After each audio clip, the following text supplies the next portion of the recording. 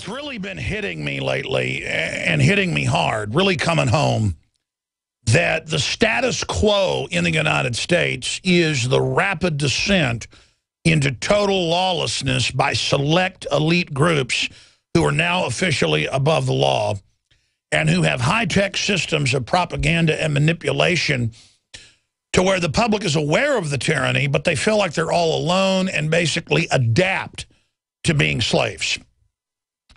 And I was on Mancow Muller's radio show today, like I am pretty much every Wednesday and Thursday I come on, about twice a week now. And he was rattling off all these examples of tyranny and saying Obama's become a dictator, which is stating the obvious. But it was listening to someone else say it, I just kept thinking, what am I doing still in this country? People always ask, why did the Jews and others stay in Nazi Germany? And I was just sitting there this morning while he was ranting for about 5 minutes. He's even worse than I am about interrupting people. That's why he's a lovable character. But the point is that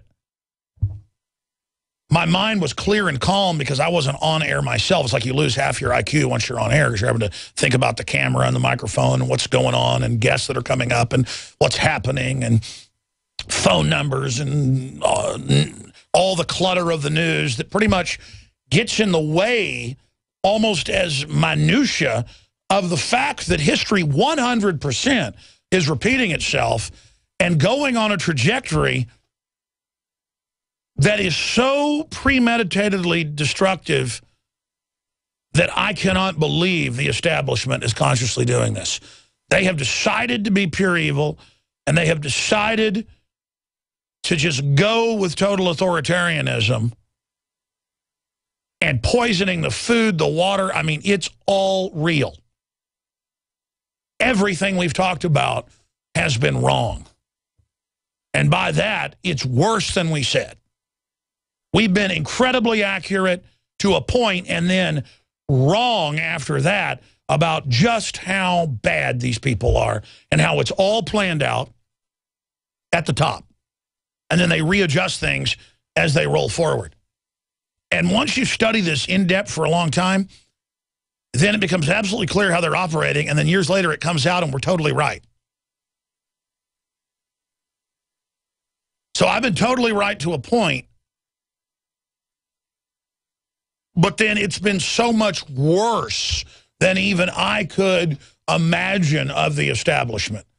And I know I got a lot of news. I mean, I mainly just get up here and marvel now because Obama and the executive branch, it doesn't mean Obama the person, but Obama the brand name, Obama the front man, Obama the divider, Obama, everything is about the skin color, the opposite of what Reverend Martin Luther King said. Obama is the great globalist wedge worldwide to sell the globalist empire in the name of America as we go bankrupt, as the system absolutely butchers our way of life, butchers our prosperity, and prepares us for total bondage. Obama, the figurehead, has turned the executive branch officially into a dictatorship. And all the trappings, if you judge tyranny by a meal that's been laid out on the table, this is the greatest feast I have ever imagined or heard of. Thousands of dishes steaming with poison, just so much corruption, so many different corporations and teams working on deception, fraud, lies, scams, counterfeit currencies, counterfeit systems. It just boggles the mind. This is evil unleashed. We're going to break it all down with huge breaking news. Now they're announcing they're basically going to paid programming with paid fake infomercial news that is fully funded by product placement. And no one will tell you, it's in the fine print, it was in the news yesterday and last week, that CNN, you can just type in CNN going to product placement news, and you'll get mainline trade publications where it's going to be like infomercials and Discovery Channel and History Channel wrapped in with corporately sponsored fake news. ABC, NBC, CBS, The London Guardian, which is actually a very journalistic outfit in many respects, they have underwritten on articles, about a third of them, Bill and Melinda Gates Foundation, that Warren Buffett's involved in. So already the messages literally off the teleprompter are paid for by IBM, by Microsoft, by Apple, by Bill and Melinda Gates Foundation, total social engineering. But because no one's watching it anymore, Obama is now saying, I'm not even going to have press conferences, really, or if I do, we're not going to have press pool there, and you can't ask questions. We'll have basically government employees ask questions, just as FEMA got caught doing 10 years ago, and again last year. Fake reporters, ladies and gentlemen. They've come out really about 5 years ago, but they declassified it last year. Most of the news you already see, I want to give you a little inside scoop, is written by think tanks, then passed through the CIA, and then put through computer programs that put fake reporter nom de plume pen names on them, and then they re-scramble it so that bots and systems can't tell that it's plagiarized. So there it is. CNN's Jeff Zucker reveals plans to change from news network into place with attitude. That's how the Democratic Front Group puts it. But again, ladies and gentlemen, this is what they're doing. And this was all planned. They're getting rid of journalism entirely. First, they bought off journalism, corrupted it. Now they're getting rid of it entirely when it's too late. And the CNN and MSNBC authoritarian traitors are literally freaking out as they get their pay cut or they get their pink slips. And then they're going to come in with the fairness doctrine on talk radio. That's being announced. And they're going to come in and using fake copyright rules and taxes and shut down the real media. So the war is on. It's an info war. It's happening right now. And they're coming after us behind the scenes across the board. That's why you'll see Patriot meetings on C-SPAN or whatever. And they'll at the end say, and whatever you do, don't listen to Jones. He's disinfo with no proof. And you'll turn on MSNBC and they'll say deeply racist, behind terror bombings. People say, why haven't they killed me yet? Mancow was asking me that this morning. Well, they're killing my name. They are literally calling me a racist and a terrorist with no evidence. They're having operatives in different liberty movement organizations, which I expect. It doesn't hurt me. I'm ready to die for this, folks. I mean, I know it's in the cards big time. They might just set me up or kill me. I don't lose when that happens. I did this willfully. I want that on record. You will not take my victory from me one way or the other. It's on record. I know the course I've steered. Into the flak storm, over the target, on purpose. The enemy's attacks are my guiding light, my North Star. I go into the dragon's fire. I go into the fiery furnace. I go into the lion's den willfully. Consciously, because it's the only course out of this system. I don't do it because I want to. I do it because I have to, because I know there is no other course but in, through, and beyond. I just want to point that out because I don't even monitor it, but it's just flooding out. All the operatives are decloaking, opening fire. And it's going to get much, much worse, ladies and gentlemen, because we have the zeitgeist by the will of God. We have people awakening to the truth. We know the enemy program. We've not been lazy. We've studied it. And now everyone's seeing it manifest exactly as we told you it would manifest. And so now the real attack upon everyone, it's going to be attacks on Infowars.com. It's going to be attacks on places like WorldNetDaily.com, DrudgeReport.com. There's going to be a massive attacks on Rand Paul, Ted Cruz. And it's not that any of us are perfect. We're just men. But the globalists have our phones tapped. The globalists track what we do. The globalists know we're for real. Anyone for real is going to be attacked. You have to understand that, ladies and gentlemen.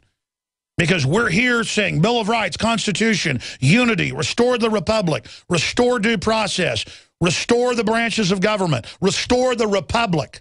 There's been a revolution by offshore corporations to fully seize the federal government and set up a scientific, multi-layered national stabilization force, as Rand Corporation calls it, that is a martial law grid on its face.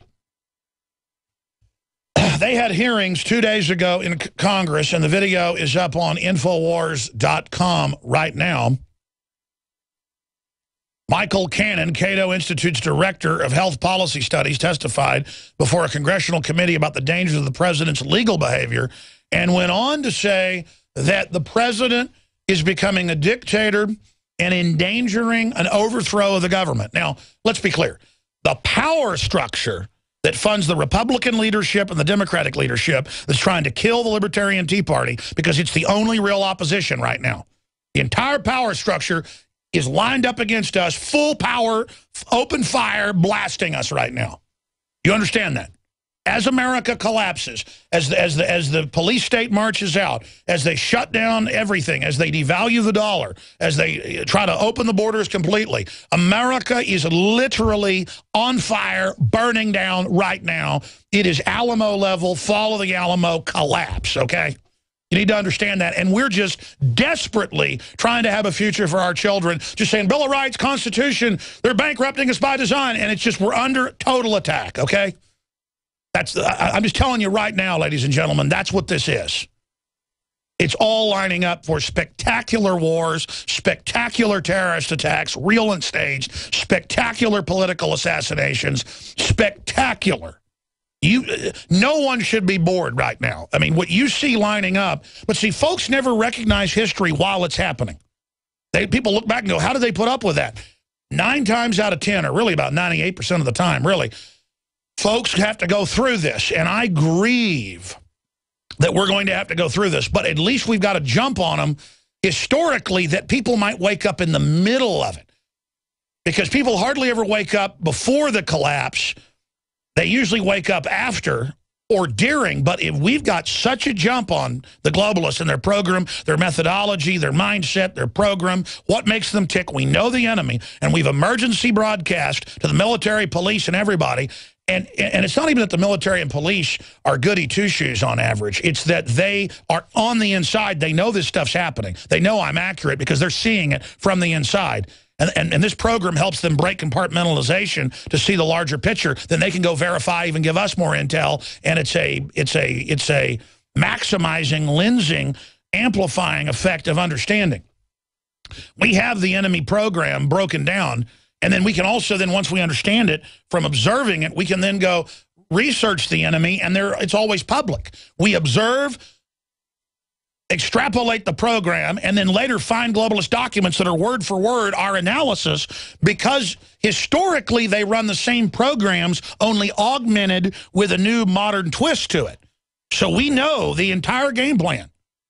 We don't know exactly how they're going to hit, when they're going to hit, the exact play-by-play, but we know what this team does. We know who their coaches are. We know what their strategies are. We know what their game plans are. We know where they're going, what they're doing. And if you, as a new listener, understood how evil they were, you would not be afraid. You would be scrambling in absolute survival combat mode right now, ladies and gentlemen, because we are under the food, the water, everything's being poisoned.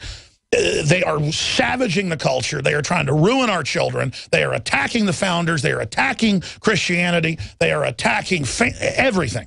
I mean, we are literally facing the most pure evil. And I've studied history, ladies and gentlemen. There has never been anything like this, okay?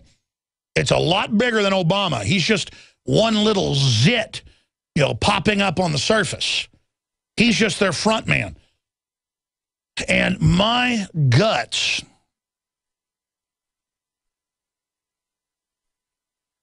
are just on fire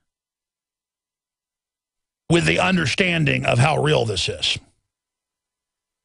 And I want to explain something to people. You can decide to serve this New World Order out of fear or out of a power trip or out of reflected glory, like a moth to flame. Let me explain something. You are targeted by it. You are being destroyed by it. You are being used by it. It is absolutely betrayal. The essence of this is betrayal. The essence of this is getting into evil, getting into totally giving yourself over to it in a satanic trance. That is the only way to describe it, is channeling Satan. The New World Order is literally channeling hell on earth. and trying to manifest it. The end game is total death and destruction with robots inheriting the earth and the elite becoming gods. Now, can you make a deal with that? We're going to come back with all the news straight ahead. It's unbelievable how much important news there is. But we are at a historic crossroads right now where dictatorship is hopes of Congress people, lawyers, advisors. I mean, it's now being debated, finally, and we've been hammering the obvious. We don't deserve credit here. You're like if you were in Colorado and you opened up your tent that was a grizzly bear, you know, digging through your stuff, you better lay down and act dead. It's not like I'm a genius because I look out the tent and there's a grizzly bear right there. I mean, that's a grizzly bear. This is tyranny. I mean, it's 2 + 2 = 4. But I forgot, under Common Core, they teach 2 + 2 = 5. And that daddies and mommies are bad. Again, it's so over the top that that's where they get us, is that they just do it with a straight face. They move forward.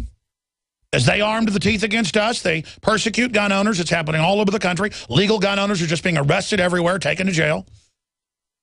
Charged with fake charges. Juries are convicting them. I've got stacks of news on that today. I mean, it is getting Twilight Zone, folks, because never before have so many people just been watching television. Even the people that are awake to what's going on partially are still like spectators. They just let things happen to them. They just don't stand up for their neighbors. They don't take violations of their liberties personal. They have a broken spirit. And the system can't believe what it's gotten away with. So, of course, they just took 80% of the pension funds from folks in Detroit. And, of course, they're announcing that for other cities. There's not going to be anything when the globalists are done, ladies and gentlemen. This has all been done in other countries over and over again. They're following a program. And the president has the IRS and the FBI persecuting gun groups, libertarian groups, Christian groups, pro-life groups, fast and furious, Benghazi, all the Solyndra scam deals, the persecution of the media, the illegal NSA spying, the president saying NATO is over our military and Congress putting up with it, the president legalizing all the illegals by fiat, the president shutting down power plants not owned by General Electric, doubling power prices in many areas of the country. It's all total mafia. Total dictatorship. And it doesn't mean he won't leave. He's like shark teeth. When they've used those up, they break away and other ones move forward. Obama will leave office in a couple years, I think. They were thinking about trying to make him a dictator, but the sales job didn't work. So they'll bring in Chris Christie or somebody else. And it'll be all a new gimmick. And then the whole program just rolls forward. Where the office has been turned into the nexus point of the Bilderberg Group and the CFR to literally gut this country. Here is one of the head directors of the Cato Institute in Congress breaking down that we're in danger of the government being overthrown. It's been overthrown. That's why I say our revolution is not a revolution. It is a restoration, a re-upload of the Republic. Declaration of Independence says if a government becomes destructive of the aims of liberty and freedom, it's our right and duty to reform the government, to overthrow it. Well, we want America back. So we remove the foreign occupiers and re-upload the Republic. We reboot the system. And we bring to justice the criminals. Let's go to a part of this clip. Here it is. Maybe Mr. Lazarus knows better than I do how many bombs the president has to drop without congressional authorization before that becomes war. I don't know the actual number. But I think what Mr. King was getting at is, you know, there is one last thing to which the people can resort if the government does not respect the restraints that the Constitution places on the government. Abraham Lincoln talked about our right to alter our government, or a revolutionary right to overthrow it. And that is certainly something that no one wants to contemplate. But as I mentioned in my written and my delivered testimony, if the people come to believe that the government is no longer constrained by the laws, and they will conclude that neither are they. That is why this is a very, very dangerous sort of thing for the president to do, to wantonly ignore the laws, to try to impose obligations on people that the legislature did not approve. An excellent conclusion. Thank you, Mr. That's Chairman. right, and it's the only conclusion, and it's not a dangerous precedent We crossed that decades ago. We are now under a dictatorship. The government has a 6% approval rating, according to Gallup. I've never heard of a government that had 94% of people against it. Even hardcore dictatorships usually have 20, 30% support by the idiots that work in the system. I mean, everyone in the government I know, I keep saying the government's a problem. The government people actually are more awake than the general public. I don't even know what to say. I mean, I just want to live in a free country again. I don't want to be totally bankrupted to make me a political slave. They're screwing things up on purpose. Come on, folks. We got to turn this around. Ladies and gentlemen, we are back live. Let me tell you who's coming up today. Dr. Group will be in studio with us on a whole bunch of breaking news about the fluoride, other things they're putting in the water, and people fighting back and ways to mitigate that. And then it's a double doctor day. We're going to have the acclaimed brain surgeon and just super expert, Dr. Russell Blaylock, will be joining us coming up today. So you definitely do not want to miss any of that. Guys, will you give me Dr. Group's bio? Because I don't have that here. Thank you very much. All right, ladies and gentlemen, that's the intro that Darren McBreen and I put together that we just brought you. And that's only a small smattering of the classical tyranny that we see in the news as the media follows the script for illegal checkpoints, military pointing guns at people. This is the preparation for when they really drop the hammer on everybody. When they take your pension fund, public and private, and they're going to take about 30 to 40% generally is what they do in other countries of your private pension fund first. And then a couple years later, they'll take another 30, 40%. You'll end up with maybe 20% when they're done. And then, just like Detroit, they just took 80% in one fell swoop. In fact, they think we're so broke back, I mean, using the NFL to push Obamacare and gun bans now and political correctness as well.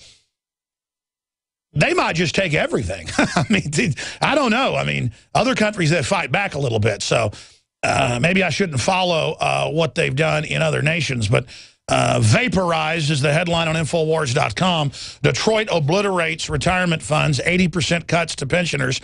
This is going to affect everyone. Yeah, all the government folks that have moved to Texas out of the other states that have collapsed under the New World Order. I can't tell you how many retired police and firefighters and city managers and you name it live out where I live out in the hill country. And they're all awake, they're all freaked out, and they all also know you're not going to have your money soon. Just, okay? And it's because, again, it's not because it's even unfeasible to actually pay the pensions. And some of them are exorbitant. A lot of them aren't. It's that they created a $2.5 trillion of fake derivatives as a black hole. They're not even propping them up. They've already been triaged to suck off all the wealth. And they tell the cops and bureaucrats and IRS, go shake people down, get more money, or you're not going to get your pension. You're never going to get any of it unless we defeat the New World Order. Have you figured that out yet? And I think most of you have figured that out yet. But you're going to be betrayed just like you allowed the people to be betrayed. And I want to be clear, I don't even blame the government people. I blame all of us. Look in the mirror, just like V for Vendetta. We wanted to be lazy. We wanted to think America was different, wouldn't go the same way every other country went when people gave in to corruption. We're not just going to go the same direction. We're going to fall harder than anybody's ever fallen. Because it's a true saying, folks, the bigger they are, the harder they fall. It's almost easier in a fight to get a big guy down on the ground. I don't know what it is. They just think they've got it over on you and they're going to win, and that's the end of it. And it's the same thing with this whole republic, ladies and gentlemen. We're already on the ground, and the New World Order is what brought us down. And we're on life support right now, and they're busy pulling the wires out because they're vulture capitalist, anti-free market. They're going to eat down to our bones, and then the hyenas are going to come in after. That's what they even call them. And they're even going to eat our bones and slurp the marrow out of them. Politically, financially, culturally. They are going to sit back in Luxembourg and Switzerland and London. And they are going to watch everything else collapse into hell. All the major billionaires, I mean all of them, are leaving Israel. Shelling out, physically running to Switzerland, physically running to London, physically running to the Cook Islands, physically running. A lot of them are moving to Eastern Europe and literally Romania and Transylvania, what was previously Transylvania, that border region. They are, why do you think they're doing that? Why do you think elites all over the world? What do you think is going to happen to Israel? What do you think is going to happen to the United States? What do you think is going to happen? I'll tell you what's going to happen, folks. War, famine, pestilence, World War III. That's where the devil wants to take us. And I know you atheists laugh at it all. Oh, you're going to be laughing, let me tell you. See how that atheism works out for you. You people are the most afraid of death. And I'm talking about the socialist authoritarian atheist. I actually know a lot of atheists that are actually awake to the New World Order, so I don't want to overgeneralize that. I'm not declaring war on anybody. I'm just telling you right now that I've told you this in the build-up. My gut has never been more concerned. My intellect has never been more concerned. Everybody's freaking out. I mean, it's not hard. It's like looking out your window and a tornado's coming in, you know, to get to shelter. And I grew up in Dallas, folks. I've only seen tornadoes once in Austin. And then I got blown off the road outside Austin by a tornado. But growing up in Dallas, I saw tornadoes every year. I don't know why I'm going off into that. Because we lived up on a hill in Rockwall, Texas, overlooking Lake Ray Hubbard and Dallas. And I could see all these cities off in the distance from that hilltop. And my dad would say, see that tornado? And we go look at the news, sure enough, it's a tornado. And I watched tornadoes come down out of the rural area, what's all built up now. And I'd watch them be gray or black and hit the water and turn blue, turn into water spouts. One time I watched 3 tornadoes. They were beautiful. They came in and went out across the lake, just probably 3 miles away from where I was looking off that hilltop. And I watched those tornadoes. And I'm just watching these tornadoes just come in tearing everything up. And these tornadoes aren't beautiful, folks. They are full of innocent blood. They are drunk on all the horrible things they've done. And they go, oh, you're a conspiracy theorist. There's no tornado. And I'm watching it tear up people's houses a mile away now. And it's coming towards me. And I'm still here still in this country, the epicenter of this, trying to warn people. And I'm not even mad at my detractors. I'm not even mad at Rachel Maddow and CNN hosts saying lies about me. I look at these people standing on collapsing old media, selling out minute by minute for narcissism and 30 pieces of silver. And I know down the road, folks, they're going to literally in many cases, go into their bedroom and take pills and kill themselves. They are literally going to go just like Judas to the cemetery and put a rope around their neck. They're going to jump out of windows when they lose everything. If I lost everything, I wouldn't even care. I don't worship that. It's only a little bit of security. It's also a burden to mess with it. But I need some capital to defend myself and be strong. But I don't worship it. It's literally, I don't worship gas I put in my truck. It's fuel. But to these people that worship the baubles, it's their golden calf. Ladies and gentlemen, they are going to jump out of windows by the tens of thousands. They jumped out by the thousands in 1929. And over the next 3 years of deepening depression,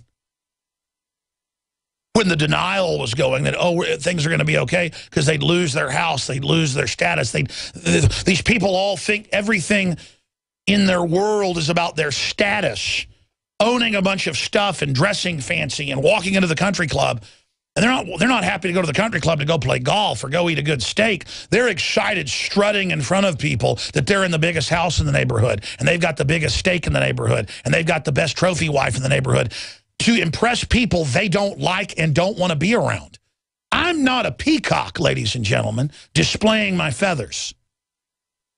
And where are the other men out there that want to have a civilization and want to have your grave visited by your great-grandchildren and have them say he was an honorable man, she was an honorable woman?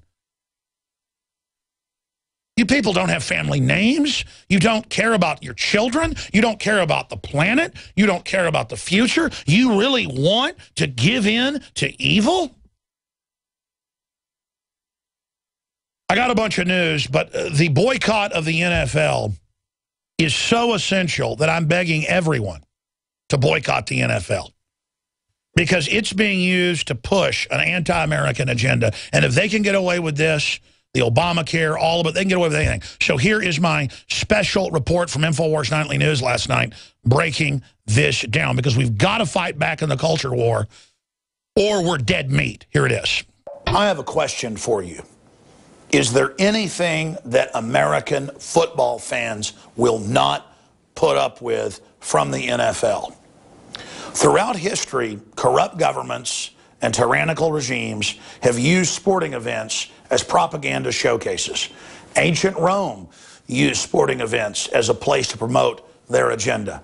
Hitler, famously in the 1936 Olympics, hosted by Germany, used the event to push Nazism and other forms of oppression. And now the National Football League resembles something out of the Soviet era in Russia, promoting anti-family, anti-gun.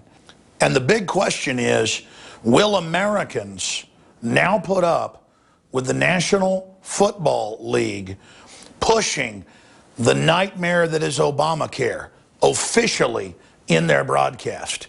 And President Obama in the intro now to Monday Night Football with Hank Williams Jr. removed. And of course, the biggest outrage, officially demonizing last year and this year the right of citizens to keep and bear arms for self-defense. It's not just Bob Costas, it's the NFL itself is acting like Joseph Stalin has seized control of it. And football fans are putting up with it. And so we are now seeing more and more of this anti-liberty, anti-American garbage. So Americans have to decide, are you going to roll over and put up with this because you love watching your football so much? Or are you going to boycott the NFL because of their anti-American agenda? And because the NFL thinks that the American spirit is broken, because they think football fans will put up with anything, they've now doubled down. And they've banned any type of pro-Second Amendment advertising from the NFL and from the Super Bowl. Part of every day, some kind of anti-violence, anti-gun message. Every day, every school, at every level. One thing that I think is clear with young people and with adults as well is that we just have to be repetitive about this. It's not enough to simply have a catchy ad on a Monday and then only do it every Monday. We need to do this every day of the week and just really brainwash people into thinking about guns in a vastly different way.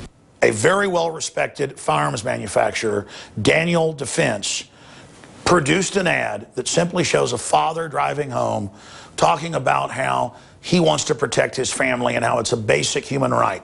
He comes in the house, walks by photos of his family, himself in his Marine Corps uniform, goes in to be with his wife and his baby daughter.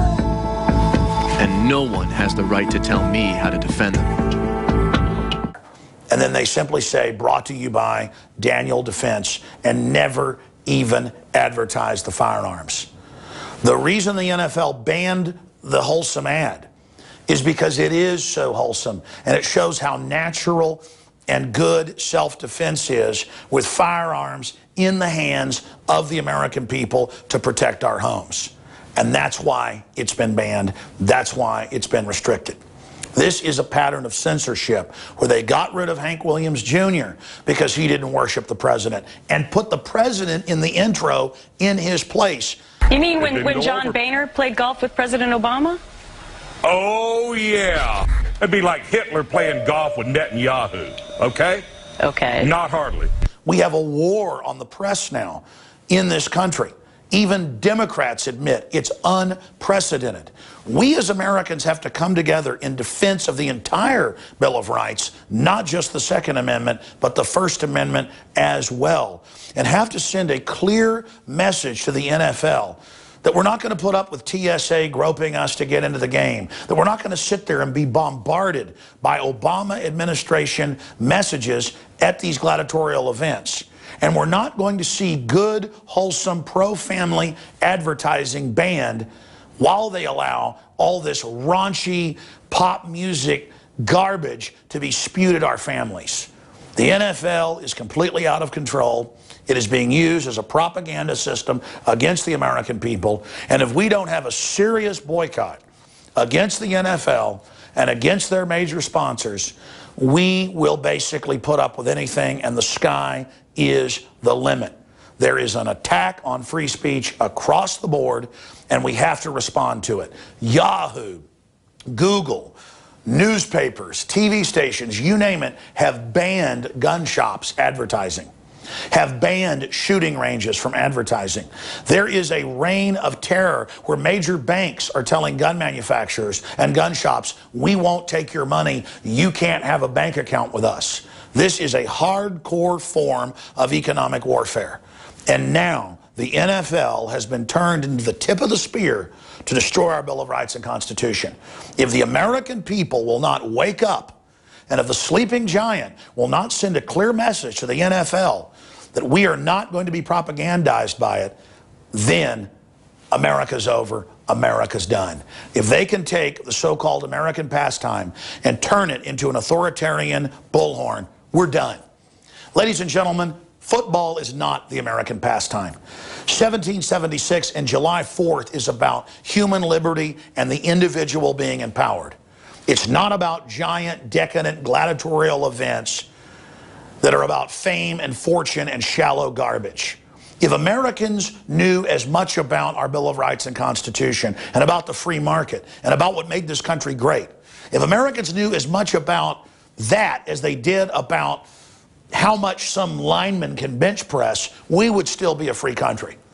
So will you trade liberty and the blessings of liberty for the NFL and for Obama? The choice is up to you. Contact the NFL, contact their sponsors, make your own YouTube videos, and tell the NFL, if you agree with me, that you are not going to put up with their propaganda.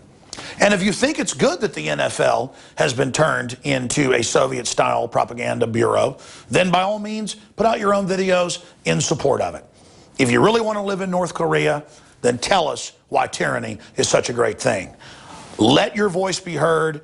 Tell the NFL in phone calls and emails and on Facebook and Twitter that you're not going to stand by and be part of this, that you're not going to watch any of these games, you're not going to watch Fox that's going to air the Super Bowl, and that you're going to tell others to boycott it and spend time with their family or time at local churches and soup kitchens being with real Americans and not part of this modern Roman decadent spectacle that has become the National Football League.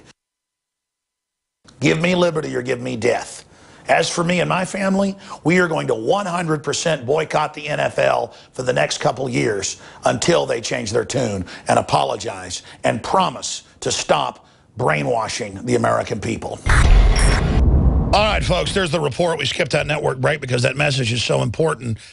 And again, this is what tyranny does. It just pushes and pushes and pushes to where you're awake to it, but you still don't fight back against it. And then they've won.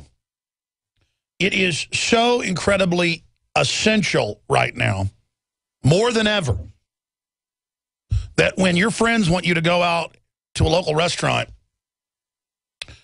and want you to, watch the NFL game with them, say, no, let's go do something else. I'm boycotting the NFL. I would go to these sports bars and places and tell them, hey, you want to be in the news? You want to get attention for your sports bar? Actually, hand out tri-corner hats and have a Second Amendment party and say that you're going to watch war movies or something instead of watching the NFL. It'll be all over the news. I want listeners. I mean, there's so many different ideas. There's millions of them. I want listeners to shoot your own YouTube videos about the NFL. I'd like to see you go hand out flyers in front of the stadiums and point out that it's now a political system of manipulation. It's un-American. You've got to stand against this. Folks, they have Obama saying, yes, we can, in the intro to Monday Night Football. And Pavlovianly then cutting to the teams running out after you see the president rooting for the football. I mean, that's never happened. That's literally like Hitler in the intro to the Olympics in 1936. I mean, this is just so out of control. And It's all part of the propaganda. And this is an example that we can use with the sheeple to show them how they're being propagandized. And we won't save the world by boycotting the NFL, but resisting we will. This is only one more act of resistance. So this video is posted on Facebook. In fact, I'm going to have Paul Watson and the crew send it back out on Facebook, just the video itself, to send it out, tweet it on my Twitter at Real Alex Jones. I was going to tweet it this morning, but got busy, so I need the crew to tweet it. It's posted on Infowars.com right now. NFL faces national protest. NFL faces national protest. And the video that you just heard, radio listeners, is there on the site. It is essential that we fight for the info war and that we fight for the Second Amendment and that you get this video and send it out to everybody. You know why the Attorney General meeting with TV executives said we need to brainwash people against guns and violence? That's why they don't let kids at school. They suspend the kid more who fights back against a bully than they do the bully under Common Core. Look it up. And you're like, why? Well, it's like England now. They will put you in jail for decades if you catch someone raping your wife or attacking you in your house. There's cases of it, and you grab a butcher knife and stab them, even if they're stabbing you. They will then let that person go or give them a month in jail, and you get 15 years in jail. Because the ultimate sin is fighting back against criminals, because they're a criminal government that literally just grabs foreigners that visit and cut babies out of their wombs. I mean, there's nothing they won't do because no one will stand up to them, so the sky's the limit. The worse then gravitate and take control, and that's why tyranny always only gets worse if you give into it, because it's like a gravity well. It's like jumping off a cliff. You will fall. You will fall to the bottom. You will speed up. It's so amazing that we've gotten to this point as a society. And that's why it's more important than ever that you reach out to people this Christmas and this holiday season with the message of liberty. Don't make it about a bunch of millionaires playing grab you-know-what and a bunch of billionaire mobsters. I've looked into the NFL. You see all the fake calls now. It's even getting unpopular from its peak a few years ago because people know the fix is in. I mean, it's all gangsterism. The playoffs are fixed, folks. It's all a big fraud. And the gangsters, I've seen meetings of the National Football League owners, and I mean, they are a bunch of dirtbags. They are a bunch of gangsters, folks. They've all got bodyguards and guns, and they want you disarmed so they can have their way with you and your family. They are your enemies. Owners need to come out and not be afraid of the dead dinosaur media. You know, 20 years ago, the media could bring down an owner who was a patriot. Now the corporate whore media, if they attack you, it's like a red badge of courage, a blue ribbon. I mean, listen. We need, if there are owners out there who aren't total criminals, we need sports stars to go public. Blaylock, hard to get guests. We appreciate him coming on. We'll talk about Obamacare and how his predictions of what it would do, I thought were a little over the top to show how naive I am. And exactly what Blaylock said is now happening. You can go back to the interviews 4 years ago, 2 years ago, a year ago, 6 months ago. I mean, it is precisely. By the way, Dr. Blaylock goes, and we went and covered him in Las Vegas. There was like 2,000 medical doctors and scientists there paying huge amounts of money just to hear him speak for 2 hours. He developed all the stuff that's common literature now, like cytotoxins and all these terms that he literally 25, 30 years ago researched and coined are now like mainline. He invented a bunch of the top brain surgeries used today. I'm not trying to go into a worship fest of Blaylock. It's just that he is amazing. He's going to be joining us coming up in the third hour because I don't have the staff. If I had the money, I would have people that just chronicled in a word search. I guess we're kind of doing that now. Everything we talk about and what our guests say and predict, so that we could then just go right back to it and pull it, with like a word search. At this point in the video or in the audio, they said this, and then we could go back and find it. By the way, I mentioned this earlier, but we were able to find it. Bush, in January of 2009, when Obama was president-elect, he was saying, I like Obama. we've been playing golf and hanging out, and you know what's great about it? Obama, as things collapse and get really bad, he's not going to go, oh, woe is me, and cry about it. He's just going to, you know, deal with it. And it was all an inside, oh my gosh, they're going to drop the hammer on everybody. This is the controlled implosion. I mean, they're right out there telling you what they're going to do to you. And if you play ball with them, you can be like Bill Clinton and keep half the money that he collected for the charity in Haiti, and he uses it for his $40,000 one-way trip, luxury $50 million jet he flies on. So you give money for little black kids in Haiti, it literally goes into the pocket of the pig, Clinton, when he flies to Japan to get paid $500,000 to get a delayed payoff. That's how they do it, as speeches. Or he flies, you know, to London to be paid $1 million, or flies to university to be paid $100,000 is his lowest thing for universities. He flies on a private jet with his hookers and all his drugs and the rest of it, paid for by poor people that send in money to help Haitian kids. I'm sorry, it's just so sick. And then you've got Foxconn, the worst factories in China, many studies have shown, where they have a urinal under the women and the men, and you have to defecate and urinate at your chair. And then they've got suicide nets, and they drug you, and they do forced pregnancy tests and do forced abortions right there in the factory. And then you stay in these Warren 200-square-foot. Well, actually, in some areas, you actually get in a coffin and they slide you into the wall. I'm not joking. So actually, 200 square foot's for us here now. That's they're going to raise the taxes where you have to live in a 200 square foot. That's Bloomberg. San Francisco and New York are doing it. Actually, there it's coffin size. I'm sorry, it's smaller. And they put you in these coffins in the wall, and then you defecate and urinate standing there at the thing, and they put you on drugs. And, of course, they're getting ready to replace them with robots. But because Al Gore is on the board of Apple, it's like, oh, that's nice. If you're against, the Chinese being used as slaves, you're racist against them. And again, they didn't industrialize China to empower the Chinese people. They did it to enslave them and use them up, while the Communist Party pigs sit up there perched on everyone. If you want a good economy, you're like Henry Ford, who paid people about 10 times what the regular factory wages were. He said, I want people to have money to buy my car. People think that the essence of tyranny is black uniforms, cameras, drones, secret police. And yes, we've got all that. And a government that runs al-Qaeda publicly and uses the threat of al-Qaeda to take our liberties. And a government that has the IRS persecuting gun groups, veterans groups, Christian groups, pro-life groups, alternative medicine groups. I mean, you name it, the tyranny's there. The examples of corruption are legion. But even in Congress, we got a special report coming up on the nightly news tonight, because there's a bunch of examples of this, are having hearings now about the executive branch being a dictatorship. Oh, I'll just make the illegals legal. I'm the president. I'm God. I'll just put us under NATO. Well, you can't do that. It's unconstitutional. I do whatever I want. I'll just shut down all the power plants that General Electric doesn't own and double and triple their profits.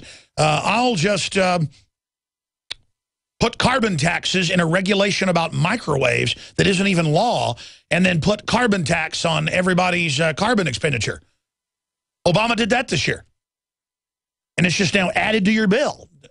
He didn't even sign an executive order. I mean, they could start interpreting his flatulence if they wanted to, and have some tea reader, tea leaf reader. That's how the ancients did it. They would take like bones and put it in a fire, and how the bones broke, they would go off that, or they would go to the Oracle of Delphi, some woman breathing, nauseous gases, hallucinating stuff. Really, they had the people behind them telling her what to say. It's political manipulation. But my point is that they could, run the country according to Obama.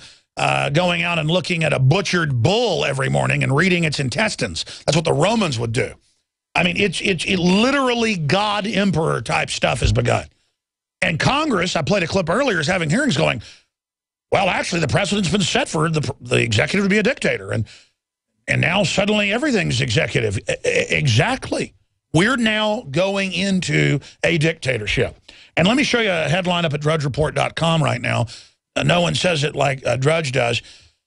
Dirty Harry, that's Harry Reid, exempts staff from Obamacare. And by the way, now admits there are death panels, because it's now law, suckers. And that is from CNN. That's right. One of the main architects in the Senate of it admits that his people are exempt. And again, that's the real essence. At the bottom of tyranny is that 4 legs bad, 2 legs good, to use the George Orwell Animal Farm analogy. Because it started out with the pigs, to the horses and other animals. Let's revolt against the humans. 4 legs good, 2 legs bad. But by the time the pigs were done and had run the humans off with the horses' help, they were inside the house, dressing like humans, saying 2 legs good, 4 legs bad. And that's what they're doing. It's totally illegal. My dad came into work today to visit me and was showing me his insurance. It went up 30-something% 2 months ago. And so he's lucky. A lot of people's double, triple, quadrupled, or 500-and-something% in Texas with Humana for families with no pre-existing conditions. And he got another letter. It's up 30% again. And there's so that's how they're doing it. Every few months, it goes up 30-something%. My dad's never used his insurance.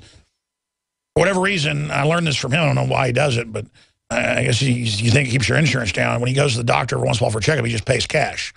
He pays with but it doesn't matter. That still gets filed with him through the surveillance system. And that's what Obamacare is about as well, tracking everything you do, feeding it back. This is the mega total ripoff. And it's designed to try to stop alternative medicine from getting any kind of Medicare, Medicaid, or insurance money. It's designed to lower the quality of care. And it's designed to let insurance companies, in some cases, charge 11 times what they did previous and not cover pre-existing conditions. And all these morons that are in the news going, well, 10% of America was able to sign up. They're now going in going, I signed up. I'm in the system. They go, well, we can't even get on a system. You're not signed up. Where's your insurance card? They go, it's free. Obama. I got an Obama phone. Now I get Obamacare. And they look at them and they go, there is no free health care. There was previous under charity care, under law. We've pretty much gotten rid of that now. Some doctors are still trying to do it, but they're being told by the big management companies you can't. Just like it came out in the news yesterday, I saw it on Drudge 2, that small banks and credit unions are being shut down under the banking regs that were supposed to fix the mega banks. The mega banks wrote that to shut down their competition. They've got unlimited bailout money now, and then the local bank can't do fractional reserve banking, so they're shutting down. That they don't want you to get money. They want a fixed system. Comprende? All you're going to get is a screw job. They got you addicted to government and the NFL distractions and all the opiate of the masses, the gladiatorial diversions, and now they fattened us up, and now it's butchering time. And many of you will settle for 10% of the chicken feed you've been getting by the time they're done, instead of being free and wealthy and prosperous. You want slavery. You love slavery. And the system thinks that you're ready now. You'll eat GMO, you'll drink all the poison, you'll do whatever. Well, why not? Why not just take your pension funds? Why not spy on everybody without warrants? Why not set up checkpoints? Why not cut babies out of women's wombs for CPS now? Why not have the FBI persecute the Tea Party under orders from the White House, and it comes out and no one gets in trouble? That's how Hitler started, was just persecuting his political opposition with regulations and audits and things. And so I wanted to get Dr. Ed Group in here with us because, man, I tell you, none of us are perfect. I have a vision of what I want in my life, but I obviously can't get there overnight. I thought they'd kill me any time for a decade, so I just ate like a pig, was totally unhealthy, and because I've been physically attacked and death threatened a lot, and I just thought, well, you know, why even worry about what I look like or feel like? Now I realize it's long haul. Tommy Pilato, a movie producer, friend of mine, he said, Alex, that's how they really kill you, is making you think they're going to kill you, and then you just don't care about yourself. You're killing yourself. So it's taken me about 5-6 years to lose 40-something pounds, to get healthier. I weighed 275 pounds at the height of it, folks. I'm still a little bit overweight, but actually standing there out of the shower, I got a little bit of fat on my stomach. I just got a long torso. I actually look pretty good now.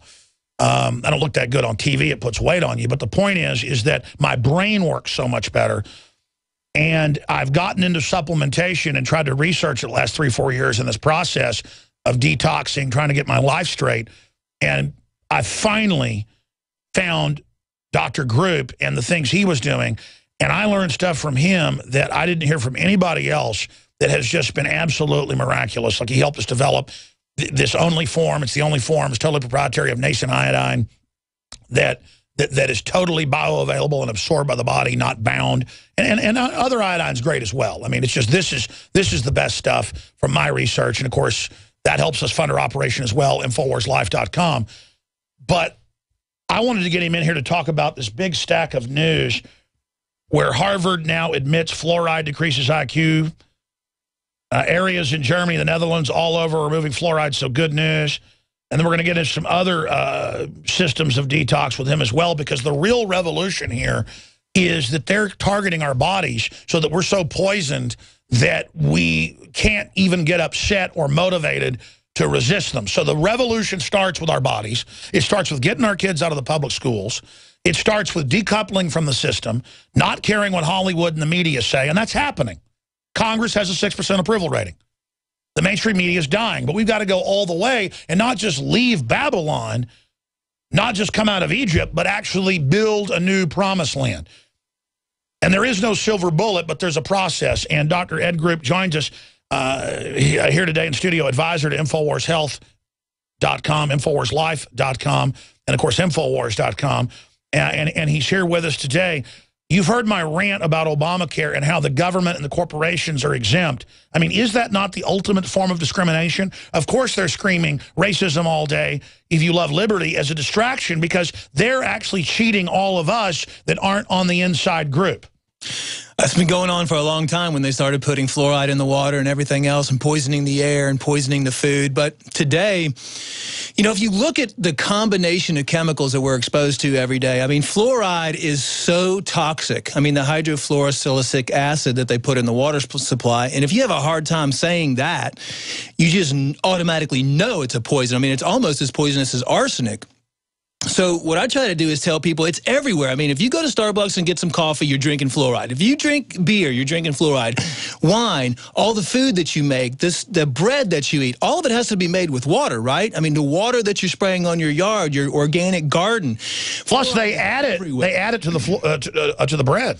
Prescription medications have fluoride in it. I mean, you're right. It's designed to dumb you down, to make you non-motivated and non-aggressive. So really, what I want to talk about is how people can address that and how people can reduce that, because there's a million chemicals we could pick out there. But really, if you take like the top 5, I mean, they know, and it's been in the water system and it's been everywhere for so long, how detrimental fluoride is.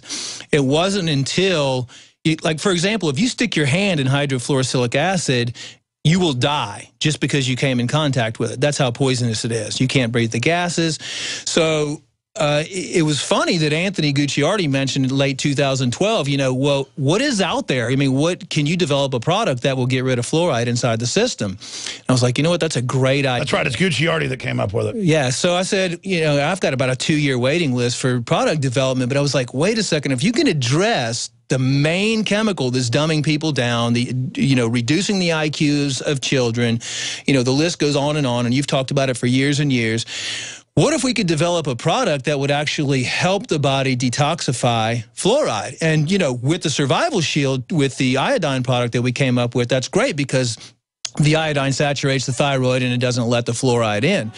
But what about something that we could use and take on a regular basis to protect the children, and techniques on how to avoid fluoride from coming into the That's right. We're going to talk about that today because we are launching the new product today. We're only spend about 5 minutes on that and get into news and analysis, folks. But this is amazing because Dr. Group off record said, hey, when you got to be on Coast to Coast AM or something, you got to stay up all night, try not drinking coffee. Try taking a double dose of the iodine, and it literally is a brain booster for me.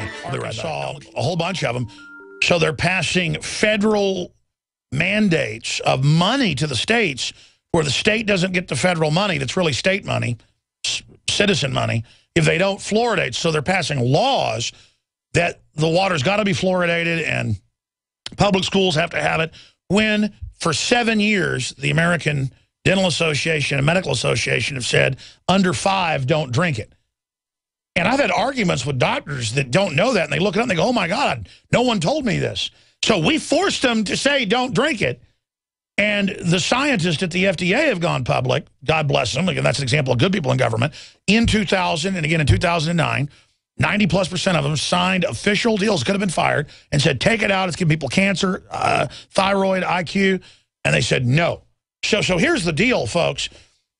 I've actually got to commend the government scientists trying to get it out. It's the citizens sitting down on their butts. People should be angry. So Dr. Group, I want to get into fluoride and all that, but you've got the floor. We are launching Fluoride Shield, Fluoride Detox, but it doesn't just detox that. And it is the super combo. Because Gucci already had this idea, as you said, a couple of years ago. You were so busy, I should also add, you're one of the major formulators in the country. You yourself have lines of stuff that are your national bestsellers and are really, I guess, nutramedical, I guess they'd call them. They're used in hospitals, you name it. But the whole point is I appreciate you helping us do this because you're on board with the Liberty Movement. Tell us about how you developed and are allowing us to be the sole proprietary distributor of it, Fluoride Shield. Tell us what's in it.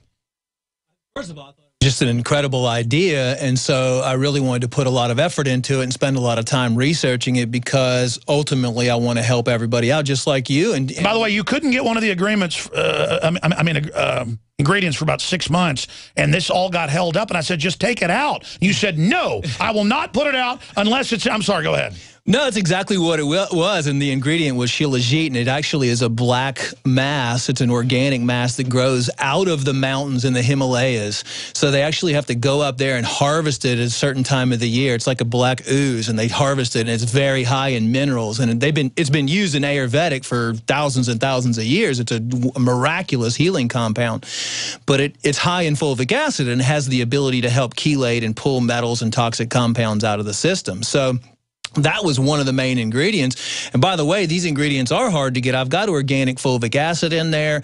I've got tamarin, which a lot of people don't know about, and that mobilizes metals and fluorides from the body. Nascent iodine. Montrose, and then iodine in there as well. Not a lot like the Survival Shield, but you can actually take the Fluoride Shield and the Survival Shield at the same time. And you explained how it all triggers it. One thing gets it moving, the other grabs it. Explain it. Yes. Well, it's got zeolites in it, too. And so basically what we want to do is we want to take something that's going to target toxic chemicals, especially fluoride. Some of it, like cilantro, is going to mobilize it from the cells, and then the zeolites are going to pick it up, and the fulvic acid is also going to chelate it or bond to it so you can extract it normally from the body. So, you know, especially with the dental fluorosis, the skeletal fluorosis, people losing hair, arthritis, joint pains all over the United States. I mean, one of the best things when he came up with that idea was like, that's great because that's the one thing that you can really turn you around super fast. I mean, as far as health is concerned, because you need to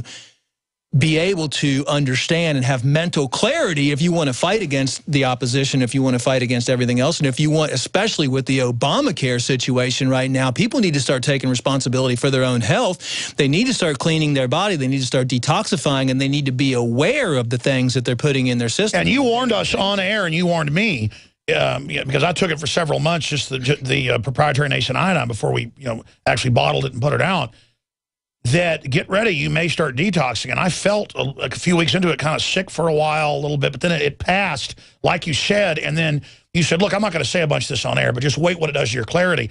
And I guess just the nascent iodine alone, I guess stripped out a bunch of stuff that was fogging me up in my glands, for lack of a better word. Leanne has said the same thing. I mean, I literally can be staying up all night. I don't drink coffee now. I will hit the iodine. And, of course, you got to consult a physician. Sometimes I take more than what it says recommended. You told me privately what you really take. And I was like, man, is this guy crazy? Let me tell you, this stuff's amazing. Well, it's easy to tell people avoid artificial sweeteners, avoid alcohol. You know, they can avoid it. But it's hard to tell people to avoid fluoride because what? Are you going to not go out to the restaurant and eat anymore? Are you not going to have water anywhere? All the food's made with water, the soup. I mean, everything. It's hard to avoid fluoride. It's in everything. So that's why I figured it's a great idea to have a product that someone can take on a regular basis that will actually help them immobilize and eliminate fluoride. What is it doing in the brain, though, for the clarity? I mean, it's amazing. What is it? What it's doing is it's decalcifying the pineal gland, number one, which is bringing your consciousness up and making you more aware and giving you a more spiritual connection. And then it's undoubted. The dreams I'm having, I mean, quite frankly, this stuff's amazing. I don't know. We're going to be right back, but that's the old product. I'm going to tell you about the new one. We're on the march. And we're going to get into everything, all the news. We've got to get into all this news. Like, what on earth is this? This really is doing what you're saying. It's amazing. Well, obviously, ProPure is the best gravity-fed filters out there that I could find. Cuts out the glyphosates, the fluoride. So I sell that. I use it. And then you can block them putting the fluoride in your water. and be healthy, and we can fund the media operation. Win, win, win. That's just old-fashioned free market, good products, capitalism. You know, good karma, good reap what you sow, whatever you want to call it, folks. That's what I'm into. And again, I'm being honest about it. I'm like, well, it's got all these other 5 great ingredients. I'm sick of waiting. Let's call it, you know, Fluoride Shield Turbo or something once I get the Shilajit. Because he's like, well, we've got some good Shilajit, but it's not the best, and I want it this. And I'm like, look, been waiting 6 months here for this. Oh, and that's the final issue. They only got half the Shilajit they thought, and this is not a advertising tactic, though it is. Just, you know, the truth is what sells, but it is true. We got a third of what I originally wanted to order, and it's going to be 4 to 6 weeks till I get more. And so I almost didn't even come out with it just because it's pointless. We're just going to sell out of it in like 2 days. But we have 2 new products, Super Male Vitality and the Fluoride Shield, that will sell out in days, and we won't have more for 4 to 6 weeks. Okay? I mean, period. Period. So I've been wanting to get Dr. Group in here anyways, so that's it. We have plenty for now of the Survival Shield proprietary nascent iodine. And just to give you an example, the other ones, which I'm sure are great for you and everything, are black on paper because they're oxidized mixed with alcohol. This is bound up in the non-GMO from Germany glycerin and turns bright blue on paper. I mean, it's just I'm just giving you an idea of the differences here, just visually what goes on. And we do have plenty of that at InfoWarsLife.com, or call toll-free 888-253-3139, 888-253-3139 if you want to call and order it. And it's also good to store as well. But this is something you take daily. Consult your physician, because a lot of you are super toxic like I was. I mean, this is not a game. This is not a joke. This is real stuff, okay? And what's blown me away is that I'm like, listen, Group is taking forever. Let's go find, I told Group this, for somewhere else to put this out. And I found out the industry is so unbelievable with fillers and all the rest of it that I could get stuff for like $2, ladies and gentlemen, instead of paying $16, you know, $20 a bottle myself or something to get the real stuff. And I went and did research. Okay, I mean, that's the difference with these companies and these fillers, and even a lot of the stuff that's seen as super good and wonderful. And again, I don't need to differentiate the competition to sell this stuff. I'm telling you, folks, we're bringing you, from our research, the very best stuff. And I'm done plugging it. Let's get into fluoride, but let's finish up, Dr. Group, what you were telling me about what fluoride does, how it supercharges the body. The point is, this is available now. It'll be the middle of January till we have more of this, folks. And I'm not even getting into the Super Male Vitality. We got such a small amount of that. And I'll be honest with you, folks, I took this when we had the formula 3 months ago for about a month. I quit taking it except for about a third of the even recommended dose because I don't need the Super Male Vitality, okay? Okay, I don't need it in the morning, if you know what I mean. And I'm going to literally start, I mean, I can't take it, okay? But for guys out there, let me tell you, the leading competitors are double the price, like $100 for this stuff. And our stuff's, you know, 50-something or 60-something because of the ingredients that are in it. And I'm telling you, I wanted to try all this stuff out. Other competitors don't do anything or give me a headache. This Super Male Vitality, when we finally get enough of it, is going to be a market changer, okay? The problem is that it's so hard to make. And again, Group, why is it so hard to make good stuff? And then you've got the floor. Well, because nobody else out there takes the time and effort to research the ingredients and make sure that they mix everything correctly, that they use cold processing, that they use all glass equipment. I mean, most of the stuff out there is done in aluminum-based production vessels, stainless steel production vessels. All that can affect the way that it mixes together. People use alcohol extractions, which are dated back to, you know, thousands and thousands of years ago. No one's reinvented the way to process herbs or came up with new technology and utilize new technology since we have, really. I mean, and that's like starting from scratch and figuring out how we can extract, because see, alcohol extractions only get about 40 to 50% of the constituents of the plant out. But what kind of pitch is that? Don't buy this, it's too strong. I mean, what is in the Super Male Vitality separately? What's in the Male Vitality is a proprietary formula, and I developed it because men everywhere are experiencing andropause right now. Because they're putting all the garbage in them. When you turn 30, your body, a male, their body starts producing more estrogen than testosterone. And we have a major problem with all the estrogen, soy, all the phytates, the plastics, everything that's mimicking estrogen. And actually, talking about fluoride, it does the same thing. Fluoride causes excess aluminum to be put up into the brain, which causes problems. And fluoride is associated with excess estrogen levels in the body, too. And fluoride reduces sperm count. It reduces the reproductive area. Well, that's why John P. Holdren says they put it in the water, is for mainly infertility.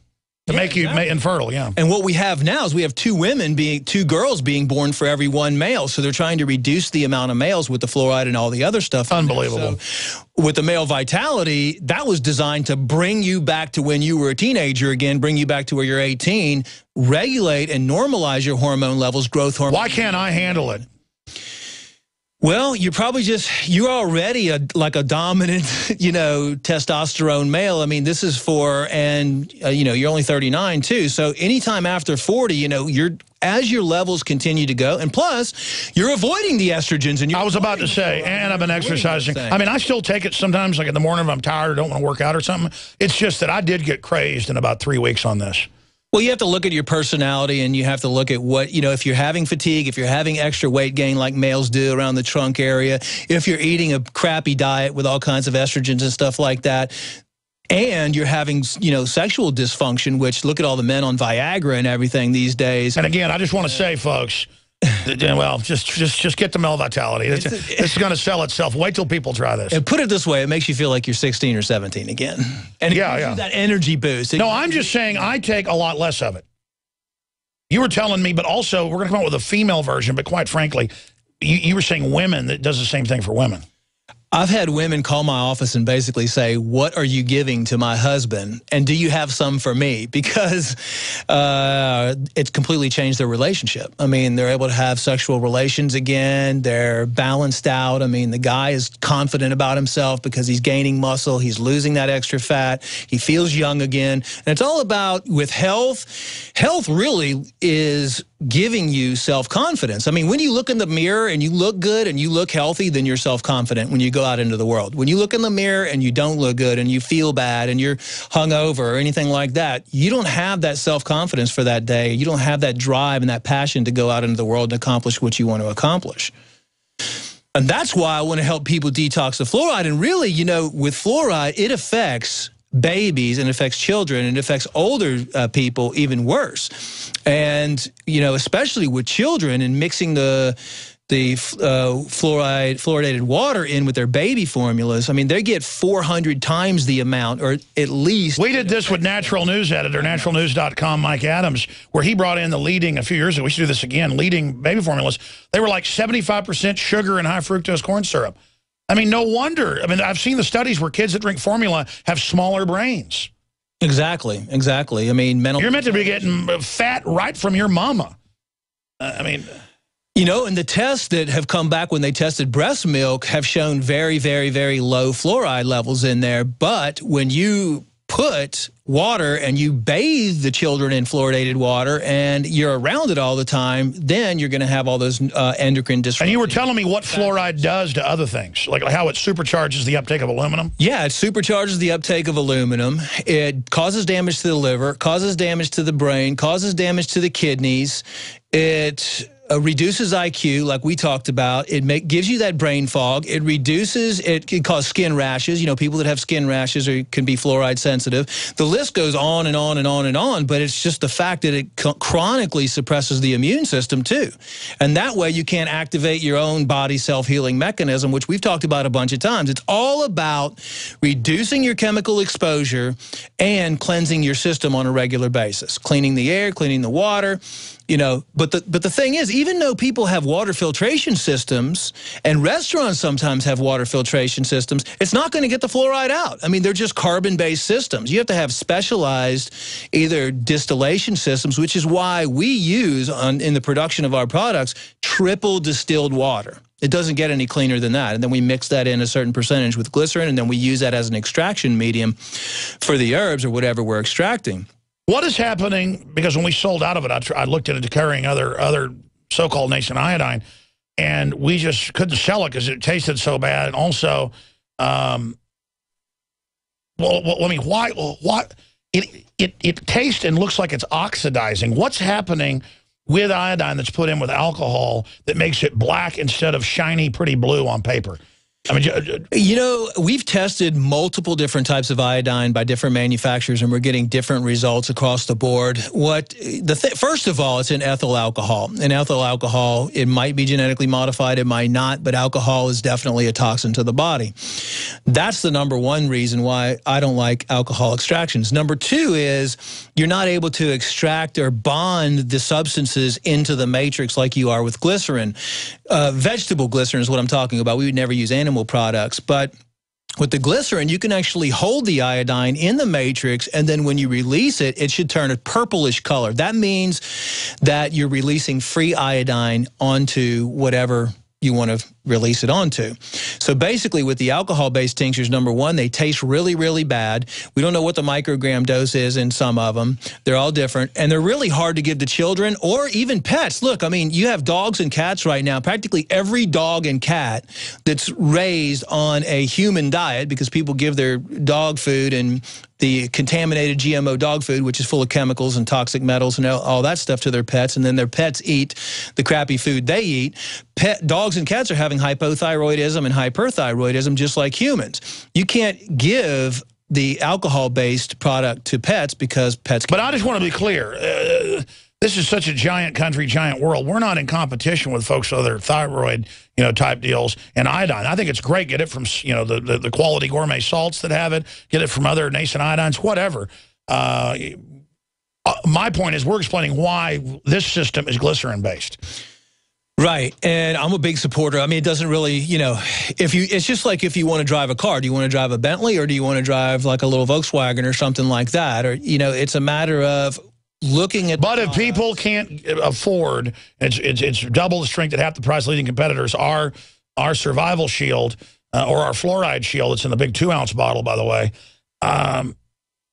they can still get the gourmet salts, correct, that have some of the good iodine in them? You can get like Himalayan crystal salt, which actually has natural iodine in it, and it's not processed, it's not bleached. All stuff like that. You can eat seaweed, organic seaweed. Of course, make sure it's not coming from over there by Fukushima. Sure. But, there's different processing techniques, too, that we even actually test the raw iodine when it comes in with Geiger counters just to make sure that it's not, putting out any type of radiation. It's just a matter of what steps are you going to take to ensure that you're giving the highest quality product to somebody these days, because I've spent years looking at all different types of products out there. That's my whole life, is evaluating and formulating products and getting people the right information that they can trust. I've put my name on it. That means that all of that information has been researched extensively, and it's a passion of mine, just like yours, to bring this information out to the public. So I want to produce the best product out there, and one of the reasons why I started that is because I looked and I couldn't find any good products out there. They all have magnesium stearate in them. If you track it down, they're using herbs that are 2 or 3 or 4 years old that sat in a warehouse at 200 degrees or 150 degrees somewhere, or in a shipping container. I mean, when you really start tracking back, take a product off the shelf at any drugstore or major retailer, and if you call that company, first of all, they're probably not even going to give you any information on it. And if you really track it back... Listen, some of the biggest companies, we were looking at private label stuff, the bottle costs more than what's in it. And I was like, no, we're not going to buy this. I mean, what is going on out there? Well, because everybody wants to produce a cheap product. They don't really care about the end consumer. I mean, and that's the good thing about you. That's the good thing about me, is we actually care about the end consumer. Well, I mean, I don't want the bad luck from selling people stuff that isn't the highest quality. I mean, that's like God-fearing. I don't want to get into pitching the thing. I think I'm not even trying to. We just, whenever we're talking, we always talk about this, so it's kind of inside baseball stuff. What do you make of the federal government lobbying states and states passing laws saying cities can't take fluoride out? I mean, for me, that is so outrageous. Why do you think the establishment, Dr. Group, wants to put hydrofluorosilicic acid and other fluorines and the bromine and all the stuff they're putting in the bread? I mean, they've got to know what they're doing. Of course they know what they're doing. I mean, it's whole part of the population control scheme is about keeping people dumbed down. It's about keeping people sick. I mean, and that's why... So we can't be mad at Americans and others in the West that are so unhealthy, highest cancer rates, dying, all of that, and being zombies. We've been poisoned. we are being poisoned. I mean, and that is a super toxic chemical. I mean, the phosphate industry for fertilizer, which is a whole nother big scam, but they use the phosphate containing rocks. They pour sulfuric acid on it. They get these chemicals. It would cost them way more money to dispose of this, because hydrofluorosilicic acid is so toxic. It's almost as toxic as arsenic. With the amount that they're producing for the fertilizer industry, and I'm not even talking about the aluminum production industry, what are they going to do with all that stuff? And this goes back actually into the early 1900s. So they're dumping it in the water supply because they know that it's going to kill everybody off eventually. It's a slow poison. It's a slow death. And again, for those that don't know, from the aluminum smelting, they have it as a byproduct fertilizer, but the big one at the end of World War II, and they had big spills in Tennessee that were killing the whole rivers, was the uranium enrichment. They mined it out of the same limestone. They had all this hydrofluorosilicic acid left, and they went, what do we do from the Manhattan Project? We put it in the water. Oh, man. Yeah, and what happened was the citizens have actually, especially like in San Diego and in some areas throughout the United States, they've have action networks, and they've fought dating back to the early 1900s and have laws in the cities that they cannot fluoridate the water. But now what's happening is Big Brother's coming down and saying to the states, you have to, enforce this fluoridation. And the states are actually overturning or cutting the funding to these small cities that have not had fluoridated water for hundreds of years. Exactly. And forcing them to fluoridate the water now. Well, I was about to say, when I just happened to be at a hotel and they were having a water convention in Arkansas, where they passed a law the year before to make you have fluoride. And no exaggeration, I forget, it was like 30, 40, I forget. I mean, had water guys come over and go, we're big listeners, and we don't put it in the water, even though they make us buy it and we got it. It gets gotten rid of. Your Super Male Vitality that you developed for us, you're explaining, it gets your body to release the testosterone. How does it do that? Well, what I like to do is formulate stuff that's going to actually help the body heal itself instead of having somebody that just needs to be on something forever. So what that's designed to do, since automatically the male body quits producing hormones, at least testosterone and DHEA and some of the male hormones right around 30 to 40, but we're seeing that even younger now because of the estrogen dominance. What I wanted to do is actually, instead of like what's going on right now where guys are going to the doctor and they're getting these testosterone shots and all this, testosterone creams, and it's altering their hormone levels because they're shooting it into their bloodstream. What I wanted to do is put stuff together where it was going to naturally balance out your hormone levels. So the mixture of herbs and constituents that I came up with actually increases your testosterone levels by, let's say, 20, 25%, because your body produces more testosterone and it regulates the production of estrogen. Yeah, I just want to be honest. I take like a third of what the recommended dose is. Also, growth hormone, too. Growth hormone is a major factor, and the formula was designed to balance out your growth hormone levels as well. It's amazing. Getting back into fluoride, what are they going to do with Harvard studies saying get it out of the water, cancer, IQ reductions? What are they going to do? We can put those on screen. Just Google Harvard study, IQ. How can they keep it in the water when it's totally on record and all their own EPA scientists are saying get it out, and FDA? If you take a pea-size amount of toothpaste, if you swallow a pea-size amount of toothpaste, you're supposed to call poison control. That's how dangerous it is. The good news is we are getting more support by, just by the general citizens by getting the information. The government, I mean, at the scientist level says take it out, but the politicians won't.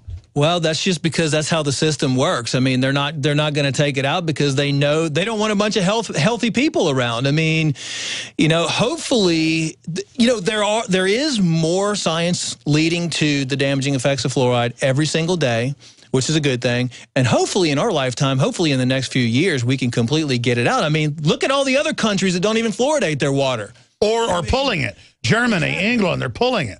And China, which is a big manufacturer of arms and everything, is shipping us all that fluoride, that toxic fluoride to put in our water systems. And they put iodine in the water. Heavily contaminated with, I've seen pictures of people at the water plants, the technicians that add it to the buckets, and this thick on the bottom of the bucket, they don't even know what it is. Oh, yeah, no, there's local newscast of all places. Oklahoma did one another, I've aired them, where they went and tested, it says fluoride from China, and half half of it's not even fluoride. It's a mixture of every poison they've got in China. They ship here for the idiot Americans' water. That's because China gets rid of all their toxic waste by shipping it over here. All the lead and the arsenic and the cadmium. And the melamine and for the babies. Everything. They just ship it over here. They say, well, we might as well, you know. I saw a statistic that 90+% of pharmaceuticals are made in China, including a lot of the vitamins. That's right. That's right. And there's a lot of counterfeiting going on over in China, too. There's counterfeiters out there right now that are taking popular products. They're getting them manufactured in China. They're putting the exact label on them, and they're selling them on Amazon and selling them through eBay. So if you're looking for a good quality product out there, make sure you go to the source or make sure you go to someone reputable, because these counterfeiters are out there and they're taking over and they're focusing on the nutrition industry, because the nutrition and supplement industry is growing at a rapid rate because people don't want to have to rely on their doctors anymore. Wow.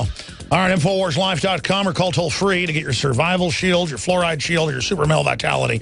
And again, Super Male Vitality, we just got pretty much a sample shipment. It'll be 4 to 6 weeks till we get more of both of these. InfoWarsLife.com. All right, Dr. Group, I want to come back in the 5 minutes for Dr. Blaylock and have you have the floor with any other points you want to talk about dealing with Obamacare. Stay with us. Russell Blaylock, medical doctor, getting into Obamacare. And he predicted exactly how it would be implemented, what would happen. I thought that he was a little severe. I didn't imagine they would be this brutal. Dr. Group, they're trying to break this country right now. And the reason they're claiming that the site's broken on purpose is because they don't want people to know that Obamacare is such a screw job because it's written that way, and that your premiums are going up because the site's broken. I mean, they really are con artists. And the average even politician I get on who's smart cannot comprehend things this diabolical. What do you think is going on with Obamacare? I think it's a disaster, but I think it's actually can be a good thing, because I think that the way that you can look at it good is the more that it's a disaster, the more that people are going to look for other options for health care. If they look for other options like preventative care, like what everybody should be doing, taking care of their own health, it's very easy to maintain yourself in a healthy state. Don't put toxic chemicals in your body. Don't eat bad food. Don't eat GMOs. Avoid everything that can cause disease. And then you don't even need to worry about Obamacare. I mean, all that, you know, again, even with Obamacare, they're still treating the symptoms and not the root cause. I mean, everybody needs to figure out what's causing my health. Yeah, I mean, you address that. You drink a bunch every day. You smoke. You eat at McDonald's. You wonder why you weigh 400 pounds and die of cancer at 50. I mean, it's not that hard. I mean, you take a shower every day to wash the outside of your skin. What do you do to clean the inside of your body? Because if your body's not clean inside, then you're going to start out with headaches, you're going to start out with joint pain, you're going to start out with all these things. Your body is telling you something is starting to happen. You don't just all of a sudden get something. It takes a while of time. You might gain a little weight, you might have high blood pressure, you might be having signs of diabetes. Then you run to the doctor at the hospital or with Obamacare or whatever, and you get put on medications. Half those medications are going to cause more, they're all going to cause more damage. Medications cause damage. All that Obamacare is just a sick care system. All they do is just want to keep you sick, want you to die earlier. They want to control your, you know. They want you to die before you get the Medicare and Medicaid and the Social Security. And by the way, they admit that now. The architect, Rahm Emanuel's brother, Ezekiel, said, no, we're going to bankrupt the system. That's the plan. Yeah. And we do have death panels. I mean, my whole thing is I hope it even backfires even more, because what we've seen is we've had actually people calling us up and say, look, I can't do Obamacare. I don't even want to do Obamacare. I have doctors that are asking me what to do for their patients naturally because they're getting out of Obamacare. I mean, we have a big-time backlash right now, and what I project is there's nowhere else to go but to natural medicine. I mean, that's the only true way to heal the body is naturally.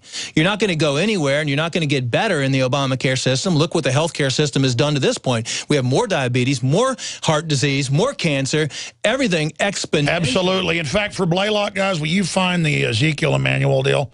I know we've heard that 10 times, but I mean, it's just amazing. We got 1 minute left, Dr. Group. Tell folks about your website. My website is globalhealingcenter.com. People can go over there. I have a blog. We have Facebook page, too, that you can go. And I'm always posting information. I mean, you can go in the search bar and just search for anything. It's not like we're trying to sell you a bunch of stuff. We're giving you information. Oh, hell, it doesn't matter. The good guys, we've got to take over the market with the good, because they've convinced good guys to just sit back, and we're supposed to be like on the side of the street, you know, with a sign fighting the New World Order, homeless. No, we've got to take over the economy from them with quality and displace their fraud. Just like you couldn't get organic 15, 20 years ago. People started buying it. It was expensive. It displaced the other stuff. Now organic is coming down to the same price as the poison food. Exactly. Because we took over the market. Then it brought in more competition. Yep, and that's what's happening. We've watched it happen. It's just people need to, people are getting slapped in the face with this Obamacare, and they're saying, what do I need to do? I need to start taking responsibility for my own health. And what's really good about it is the fact that we're able to help more people every single day. And each person that gets help that doesn't have to be on prescriptions or gets off their prescription medications, less money for them to control things. That's right. Dr. Edward Group, I want to thank you for working with us. I know you don't develop stuff for really anybody else. Thank you so much for working with InfoWars. I've been a long-term fan, and thank you for doing what you do. No, God bless you. Over some of my guests that have been so accurate, but I've got to say, with Dr. Blaylock 5 years ago, 4 years ago, during the whole H1N1 hoax, he was so on target that it would make you get the regular flu, that it would paralyze people, and he got attacked nationally, and then he got proven completely right.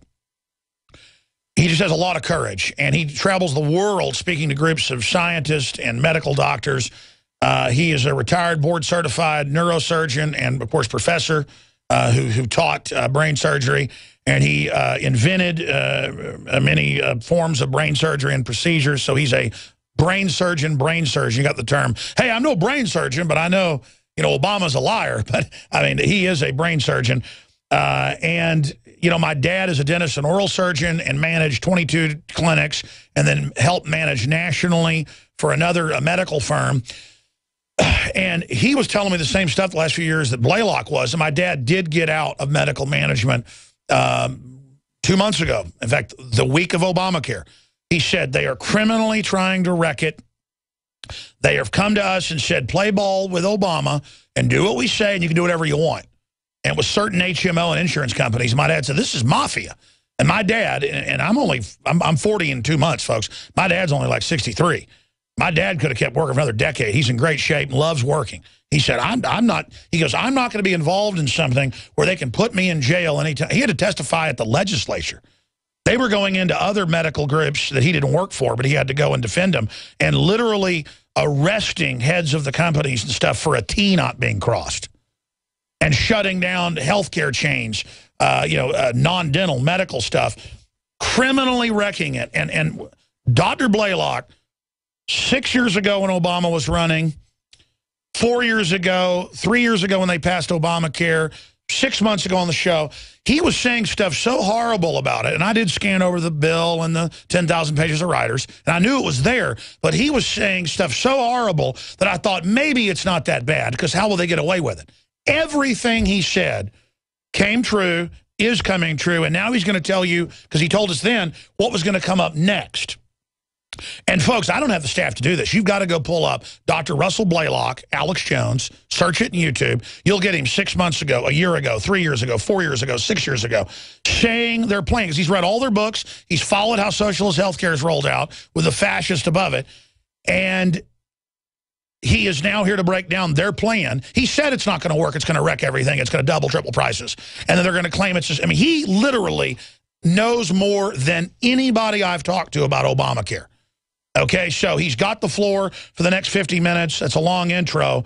But we either defeat this or it's meant to bring down America. This is a Cloward and Piven bankruptcy plan to domesticate us. And Dr. Blaylock, I want you to recap how you knew how bad it would be, what you think of where it's going. People call it a disaster. You said they were going to call it that it's a plan. So no one knows more about this than you. And again, I'm not trying to kiss your butt here. It's true. You absolutely have been 100% on target. How are you so on target compared to everybody else? Well, Alex, I spent most of my adult life studying collectivist systems, socialism, fascism, National Socialism, communism, Marxism, Leninism. I've read a considerable amount of, not only in books and testimony before Congress and investigating committees. It has taken me a lifetime to get a grasp of how this system works, what they want, how they attain what they want. And there's a very brilliant writer, Gerhard Niemeyer, who has studied this his entire life. And what he shows that all revolutionary systems, the first step that you have to take is to bring in the revolution, you have to destroy everything that existed before. He calls it the total critique of society. And if you look at socialist, communist systems around the world, that's essentially what was done. Now, some of the liberal groups, the liberal socialist, softer forms of Marxism-Leninism, they try to merge pre-existing society with newer revolutionary concepts. And that's more of a transitional stage. What we see is that the ultimate plan is total replacement of the old world order. Now, you remember when Bush made his announcement for the UN that we were bringing in a new world order. Well, when you bring in a new world order, that means you have to dismantle the old world order. So when you look at what they've done and during this administration and the Clinton administration, going back quite a few years, but particularly it's ramped up a lot recently. When you look at that, what you see is a dismantling of all our institutional systems that were based on the founding of this republic, including the economic system, the cultural system, the moral basis of America, its Christian heritage. Everything is being dismantled. The plan for replacing that, of course, has been written hundreds of years ago. It's been a piecemeal plan. And if you read their literature, you know, not the conservative literature, not the opposition literature, but read their literature, they outline these things quite plainly, or what they plan to do. Population control, reduce birth rates, eliminate large percentages of the population, total regulation of all individuals, destruction of the concept of an individual, which is the very basis of collectivism. So when you look at all of this, and medical care systems, one of the things I looked at, I looked at the English transition to national health care and what a disaster it turned into. And I tried to warn my colleagues 20 years ago, 25 years ago. I explained to them the history of how England lost its medical care system, its free system. Most refused to listen. They made the very same mistakes the British physicians made. They thought they were too smart to be fooled by the politicians. Then there was a group that thought, well, the politicians would be reasonable, and if we could sit down with them and negotiate with them and help them control costs, and if they saw that we were honest and really trying to help, then they would work with us. Some of them thought, well, if we get on the committees of these various national socialist medical groups, we can help mold it and protect the position. Exactly. You just hit the key on every front. Good people think the system's like them and think that they can negotiate with it. And then with the Delphi technique, the collectivists play along with that. But literally behind closed doors in their own literature, they admit they're just a criminal group. But please continue. Sorry. Well, you know, this is the methodology that has been used in virtually every country that eventually slides into socialism, is that you've got to do this slow dismantling of everything that exists. And you have to trick people. You know, there's a great writer that was from Poland, and he wrote a book called The Captive Mind, and in it he describes what's called the Ketman.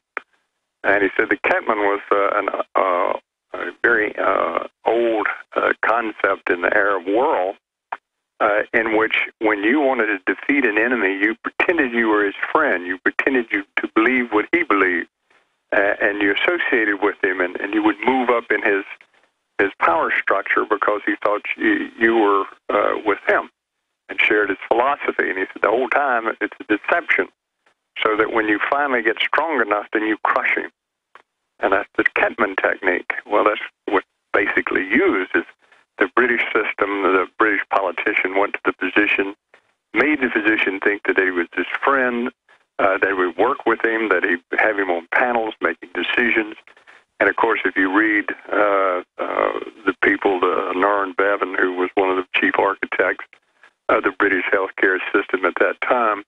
it was all a ruse.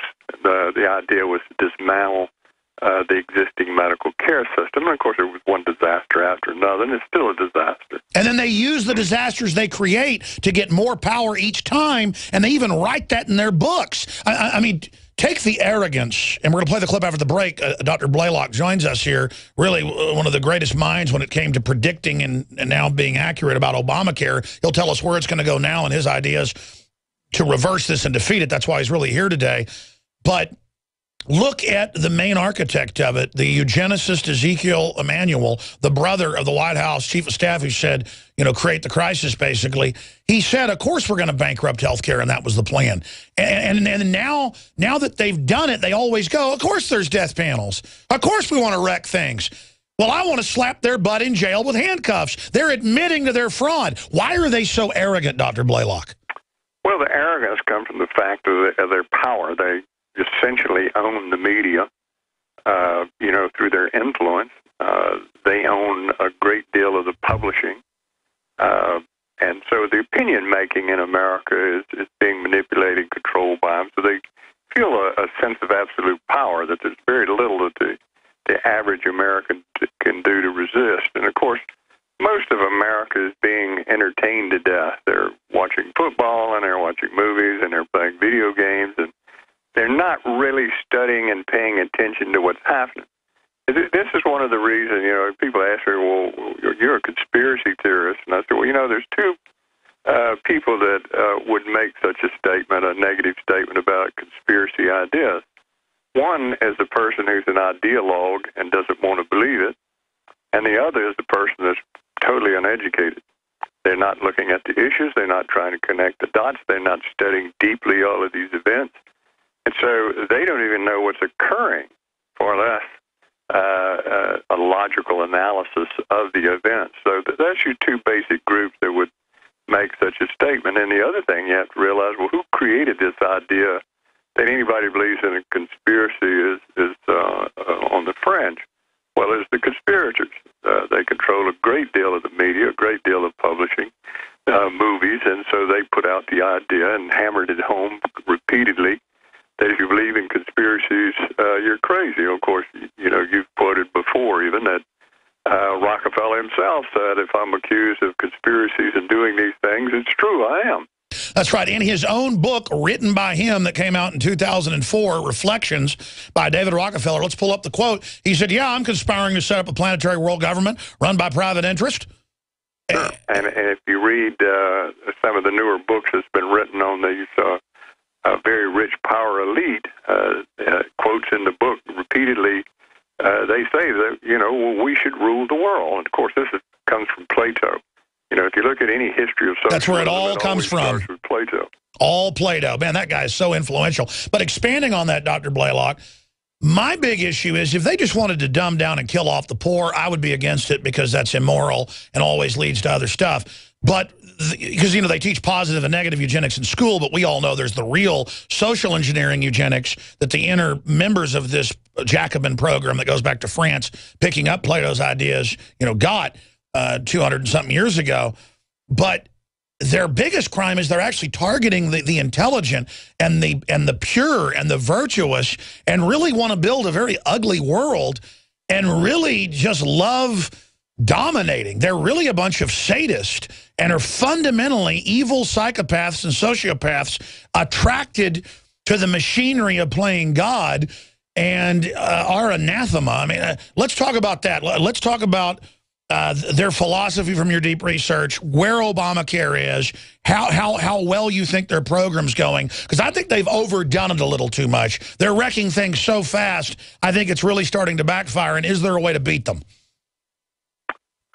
Well, yeah, you know, I think what people need to understand is, like I said, this is a total critique of society. This is erasing the old order. This Obama plan was designed to be a massive failure. And what you're going to hear next is, well, you know, we tried to do it the free market way. We tried to mix government with free market to make it as palatable to the conservatives as possible. But look what a mess it makes. You just can't mix government control with the private market, individual interest, and greed, because it created this horrible mess that we're experiencing with this Affordable Care Act. So this is to demonstrate to the public you can't mix the two. And the next step is, well, what we need to do is scrap the whole thing and have a single-payer system, which is the national health care system we see in Canada and England and other countries, which have been even a bigger disaster. But this is the way to bring it in, to demonstrate to the public you can't mix capitalism with government control, that the only efficient and just way to do it is have government totally in control. So I think they're sabotaging their own system. I think it was built to fail. They knew all this. They built their website so it would not work. They've particularly designed the health care bill so that it would throw people out of work. It would make people become... And by the way, let me just interrupt you. I'm going to give our listeners an assignment, a Liberty assignment, because I literally don't have the crew to do this. You said this 4 years ago and a year ago and 6 months ago. The videos are on YouTube with hundreds of thousands of views each. I want listeners, and we'll put it on Infowars.com, to go back and watch and listen to that and cut in where you said this years ago. You're not just saying this now. You literally said it will wreck everything on purpose. None of it will work. It'll be a total disaster, and then they'll bring in even more control and give the government dictatorial power over health care to, quote, fix it. And now they say in the news, make Obama a dictator so he can fix the health care. You literally predicted it, and it proves it's a criminal conspiracy, because it's not just you predicting it. They've had a bunch of administration people, including Emanuel, we're going to play the clip now, come out and basically say, well, yeah, the insurance companies know we're going to get rid of individual health care and bring in the national system. So they're admitting the criminal plan, and it's only myself and you and a few others saying this. And I watch the news, and they're debating deck chairs on the Titanic. Let's play the guy that helped write the bill, the eugenicist, the brother of the Chicago mayor, Ezekiel Emanuel, on Fox. Here it is. People who knew the law as it was being written knew the president wasn't telling the truth. The grandfather provision written into the law itself was too narrow. And frankly, they wrote a regulation intentionally trying to get people out of the individual market. Look, they want the people to go into the exchanges because there's a lot of people in the individual market. The whole point of the exchanges is to close down the individual insurance market over time. The insurance company, they wanted to move millions of people into the exchanges. Insurance companies insurance companies don't like the individual market as it's constructed. They see the future. That individual market is going away. They don't want to invest in it. But that's not what the president said. Let me finish. Let me switch. And it just goes on and on. I mean, this is so sick. And they calmly sit up there and take over everything and wreck it. I mean, foreign air forces bombing us couldn't hurt us this bad. Dr. Blaylock, I'm sorry. Go ahead and make your point about their program. Well, I told the physicians in my hospital 25 years ago, I said, you know, you're being tricked. You're being made to think that these people are reasonable and want to work with you, and that they're truly interested in getting people good health care and making it affordable. I said, that's your basic mistake. Because if you read the architects of this in England and other places, you find out they have no interest whatsoever in health care itself or in being reasonable. They have a plan in mind, which is the total control, collectivization of humankind, erasure of the individual, and creating this absolute control system.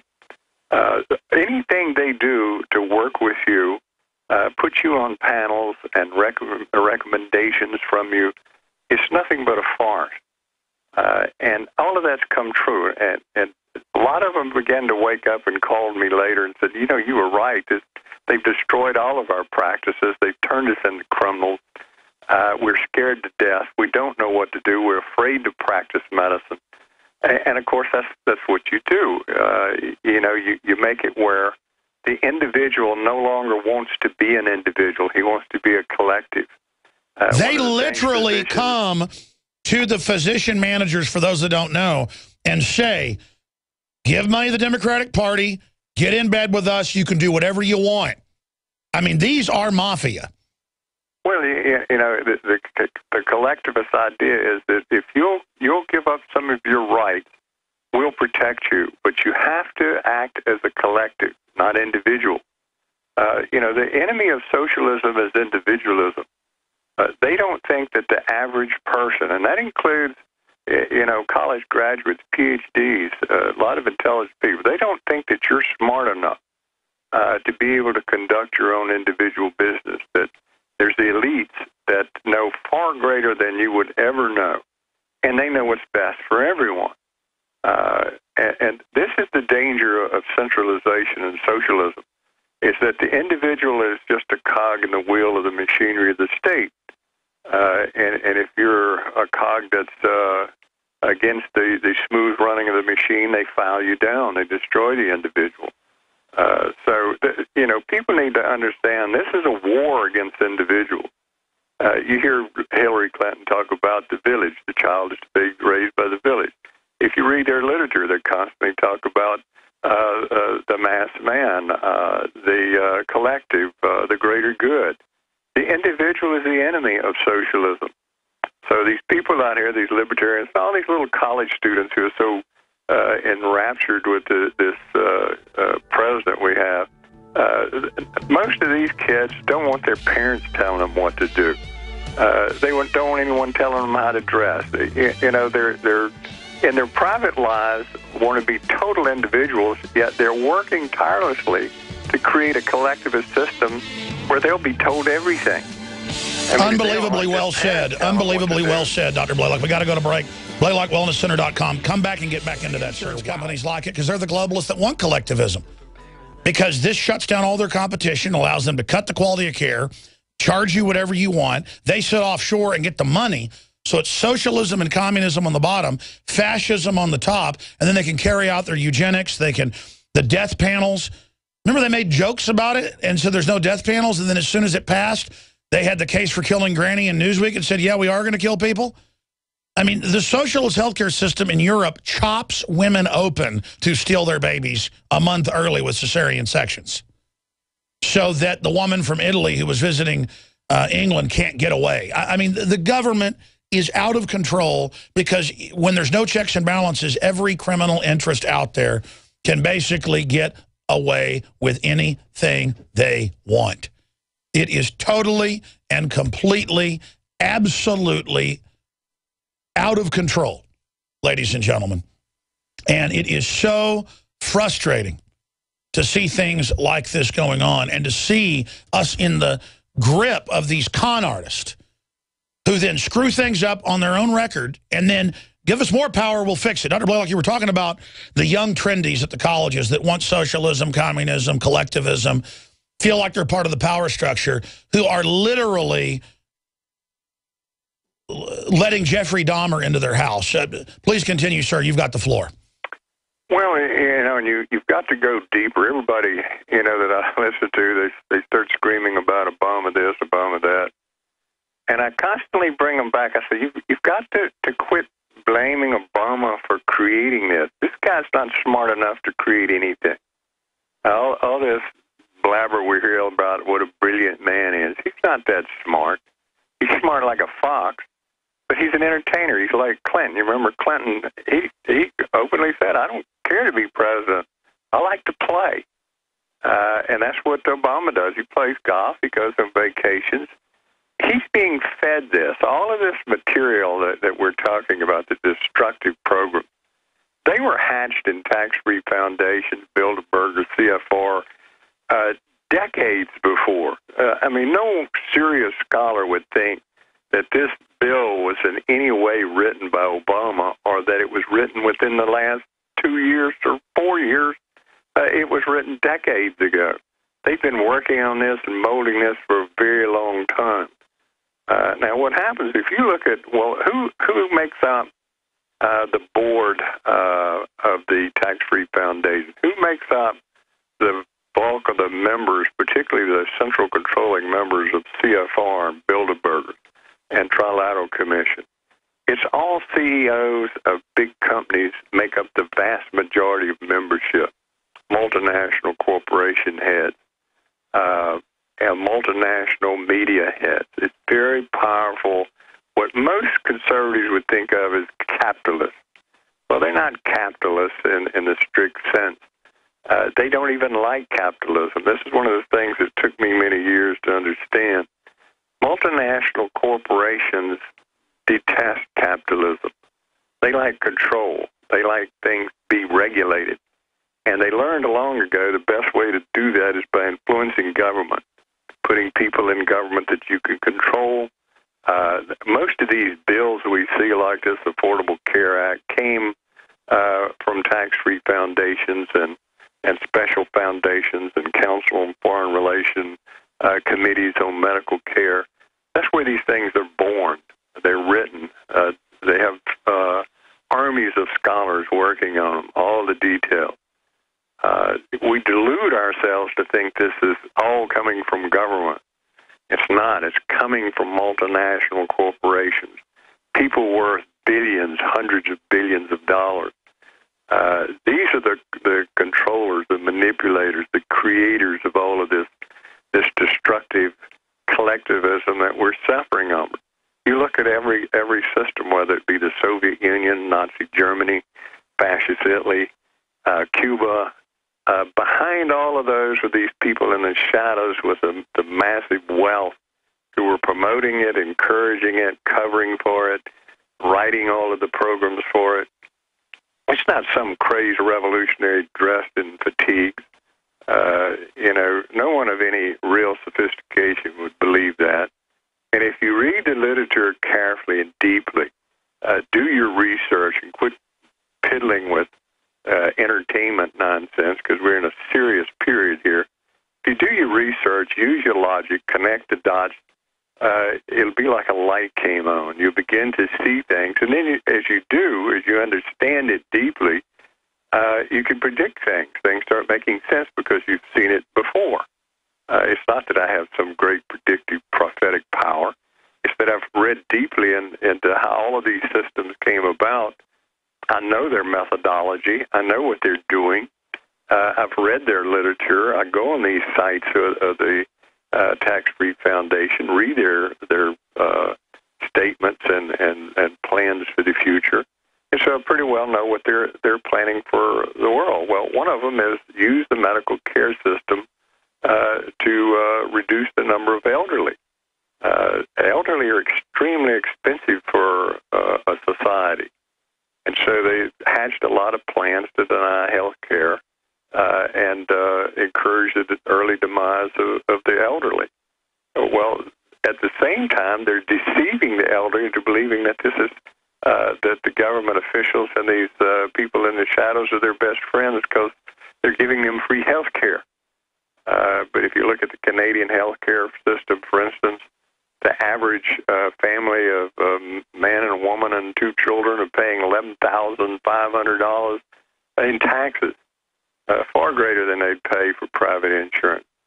And when you look at what they're getting for what they're paying, it's a fraction of the care we get under the American system.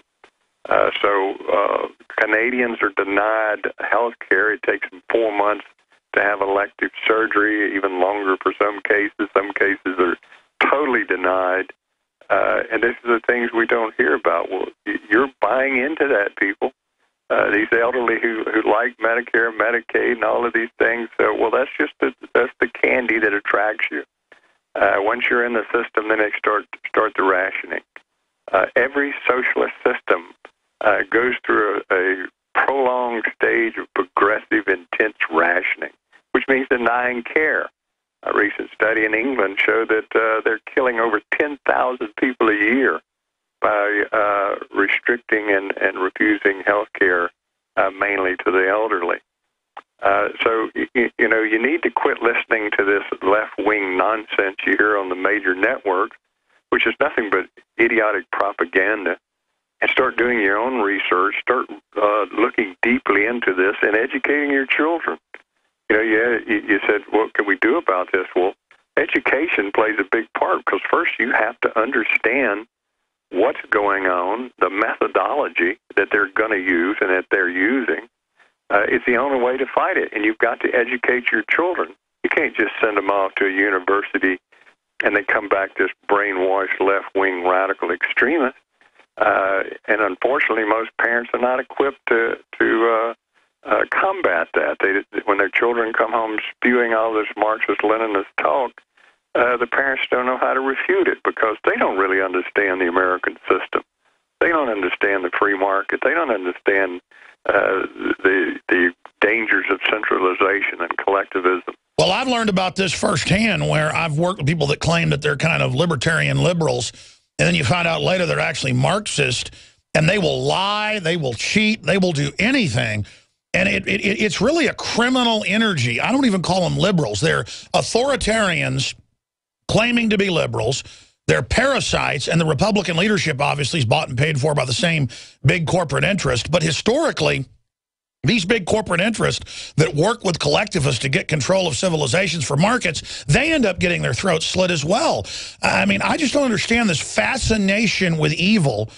And now how they're announcing the euthanasia, the fourth euthanasia, the shutting down of the doctors. I mean, it really is a horrible system. How do we reverse this? Because they've got our kids in the public schools. Get the kids out of the schools, as you just said, Dr. Blaylock. But you foresaw exactly how it would be implemented with just stunning accuracy to the T. So, A, what is the state of it? How is their takeover going? How is their dismantling going? B, how do we reverse it? What's coming next if we don't reverse it? I mean, give us your perspectives, your diagnosis. Well, it's much further advanced than most people realize. We're very close to a totalitarian system. The takeover of America, people don't understand. Since we were the leading power in the world, this is the plum that the collectivists have always wanted. If they take America, they own the world, because most of the rest of the world is dependent on the United States. The United States has always been the resistance to this collectivist wave taking over the world. Now, if you look at Europe, a lot of Europeans are starting to wake up. They're fed up with collectivism. They want individual rights and freedom. They're seeing the collectivist welfare state and what it does to human beings, how it destroys lives, it destroys family, it destroys society. So they're ready for something different. They just don't know how to do it because this generation in Europe, a great number of them have never lived in a free society, a truly free society. And what the enemies hope is that if they can take the United States, it'll stop this reversal that's starting to take place in Europe. And unfortunately, the Americans are some of the most zealous Marxist-Leninists. They're the collectivists that think they're leading the vanguard. And the attitude of the intellectual in America is that, well, the rest of the world messed up collectivism because they're not smart like us. We're Americans, and we can make it work. That was my next point, is that for 200 years, since the Jacobins in France, as you know, or 220 years or so, they've been trying to make it work. But that's their mid-level and low-level people. Getting into the deeper writings of the higher-level collectivists, they're always totally mentally ill, into the occult, just really bad people that are attracted to power.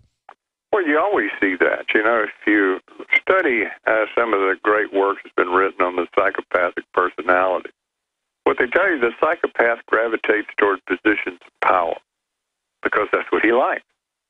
He wants to control people. He has no empathy. He has no compassion. So if you look at percentages of psychopaths, they're much higher in the larger megatropolis than they are in small cities because that's where the power is.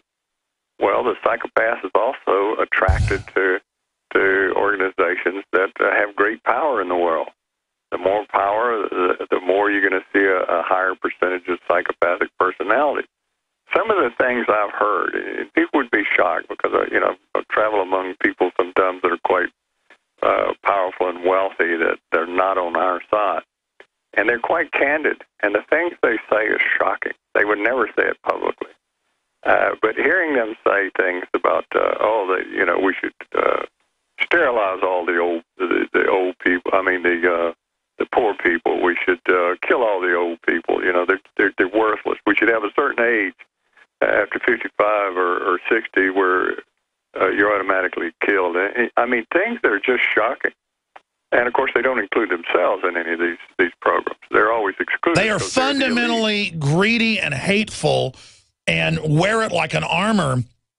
And I know high-level medical doctors do get into those high-level circles. And I've talked to other medical doctors that have treated royalty, you name it, and the stuff that they hear. But myself, I've been approached, off record for business deals, radio deals, TV stuff.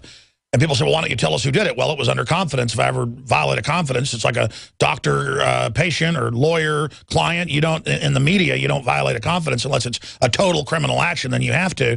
But the point is, I don't give up sources. And they're point blank. They go, listen, the fact that you understand this means you should be one of us. And, of course, that's how they say it to everybody. And the public are animals. They're scum. They want to be slaves. You're never going to help them. They'll tear you apart if you ever. And in a way, they've turned the public into that. And I get that that's partially true, but it doesn't matter. They're even worse. And I had the head of one of the big 6 banks. I was on a first-class airline thing to New York, and he was on that. He was visiting his dad, who's a retired general in San Antonio.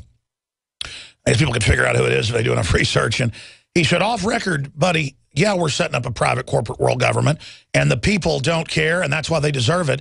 And, you'd be well served to join the right team. And they'll just adapt to our tyranny. You understand? You ever think of that, Alex? That you say people can adapt and overcome? How about they adapt to what we're doing to them? They'll put up with anything. And I had this epiphany, and this guy was perfectly sharp, super smart, had evil intelligence in his eyes, got up after a 3-hour flight, suit was perfect, put on a black overcoat, looked like a guy out of a movie, and he just laughed at me.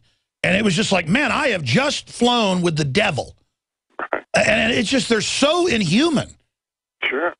Well, we've seen this repeatedly. Anybody who's read the history of revolution, you see these personalities that have no consideration for the public good. I'm sure you've seen the interview Russo did with one of the Rockefellers. And he told him, he said, well, we'll give you some identification and you'll be with us and you'll be protected. He said, well, what about all the other people? He says, what do you care about them? So you see this callousness. One of the things I look on the internet and I see where everybody's making fun of people that go to Walmart and they have all these pictures of the Walmart people, and you read the comments below. They say, oh, they ought to kill all this trash, all this garbage. They're just subhuman. Well, on a lower level, that's the same way they look at everybody else in society.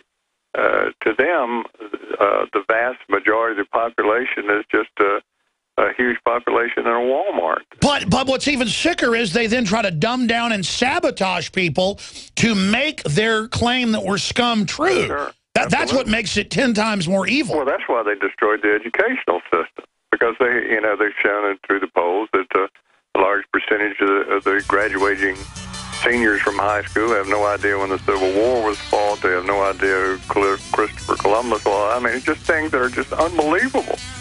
And you think, we spend more on education than any country in the entire world. They spend more to screw them up, and we have the government documents. We're so uneducated about things that you just essentially have to know. Well, you see, this is another thing, Alex. Hold on, Dr. Blaylock. We got to go to break. These are hard breaks. Final segment, sir. Come back and get to that point. Straight ahead. A special report that was going to be on the Nightly News tonight, but I want to air it in overdrive coming up.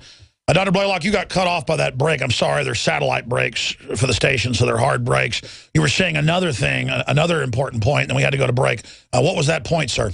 Yeah, that's all right.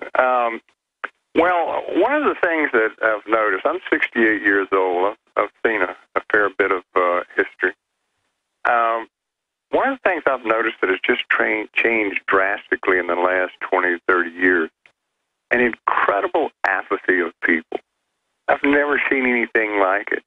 For instance, there's a case in Georgia where children who bought Christmas cards that had references to Jesus or the true meaning of Christmas, they took up their cards, took them away from them. They didn't want any such Christmas cards. If you say Happy Holidays or Happy Wiccan Witch Day, then that's fine. Which is a clear violation of the First Amendment. They can personally hand out whatever they want. But the point being is that the parents didn't really react. One or two parents showed displeasure. In another case where they were telling the children they need to go on an Islamic tour. You need to go to this museum, and they were getting indoctrinated in Islamic faith, and they had to read the Quran, and some schools they were having to dress in the Islamic dress, and so on and so on. And yet the parents just apathetically accepted it and signed the release forms and the permission forms. And I'm seeing this all over. Every kind of program that's just an absolute outrage by the TSA abuse, outraged by the new militarization of the police, and on and on and on. And it's always met with apathy. Well, that's just the way it is. Well, we need to be protected against the terrorists. Well, we need to know what people are thinking and protected against the shooters. And they take their guns. They do one thing after another, and it's always met with apathy. Now, part of that is exhaustion because we're inundated from every angle, and that's one of the things Pavlov taught Stalin, that if you take an animal and you exhaust it, you can make it do almost anything you want it to. You can easily retrain it. The other thing is all these massive vaccinations, fluoride, aluminum, all these things we know that produce apathy in the human brain. I think that, there's a real push for people taking psychotropic type drugs. Large numbers of women are on those things. So they're in an apathetic state. They can't really respond emotionally. So one thing is let's fight this apathy. Get people involved. When a school board allows something like that, or a child to be abused by some ridiculous attack on Christianity, they need to all work to have all of them removed from office.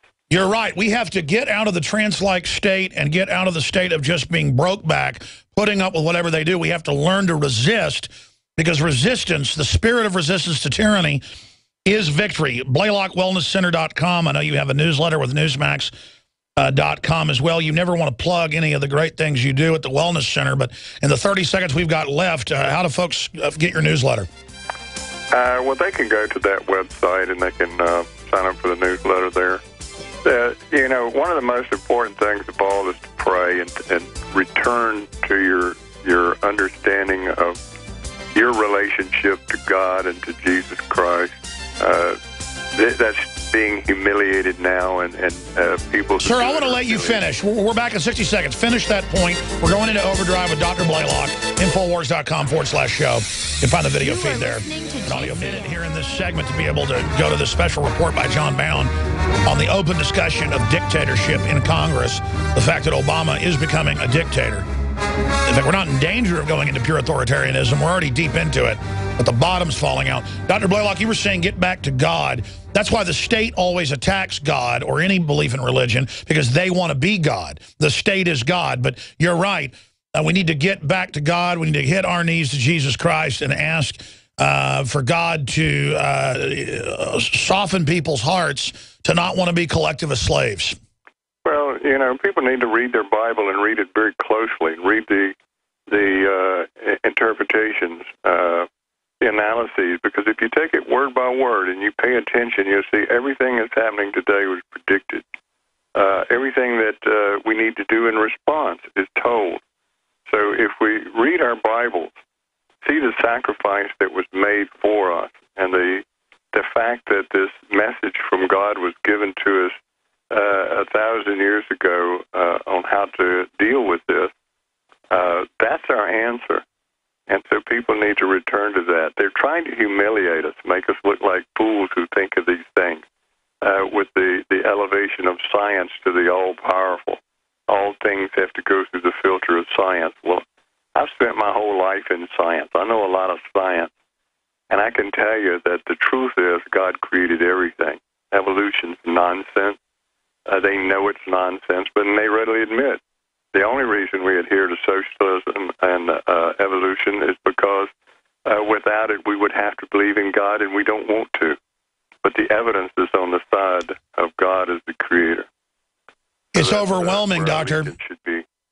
It's overwhelming. I have studied the elites, and none of them are atheists. At the top, they are all into the occult.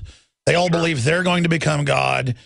And so they're trying to act like God, but the fruits of these people is living nightmare. I mean, it's like if you go to a restaurant and the food's terrible, you know it's a bad restaurant.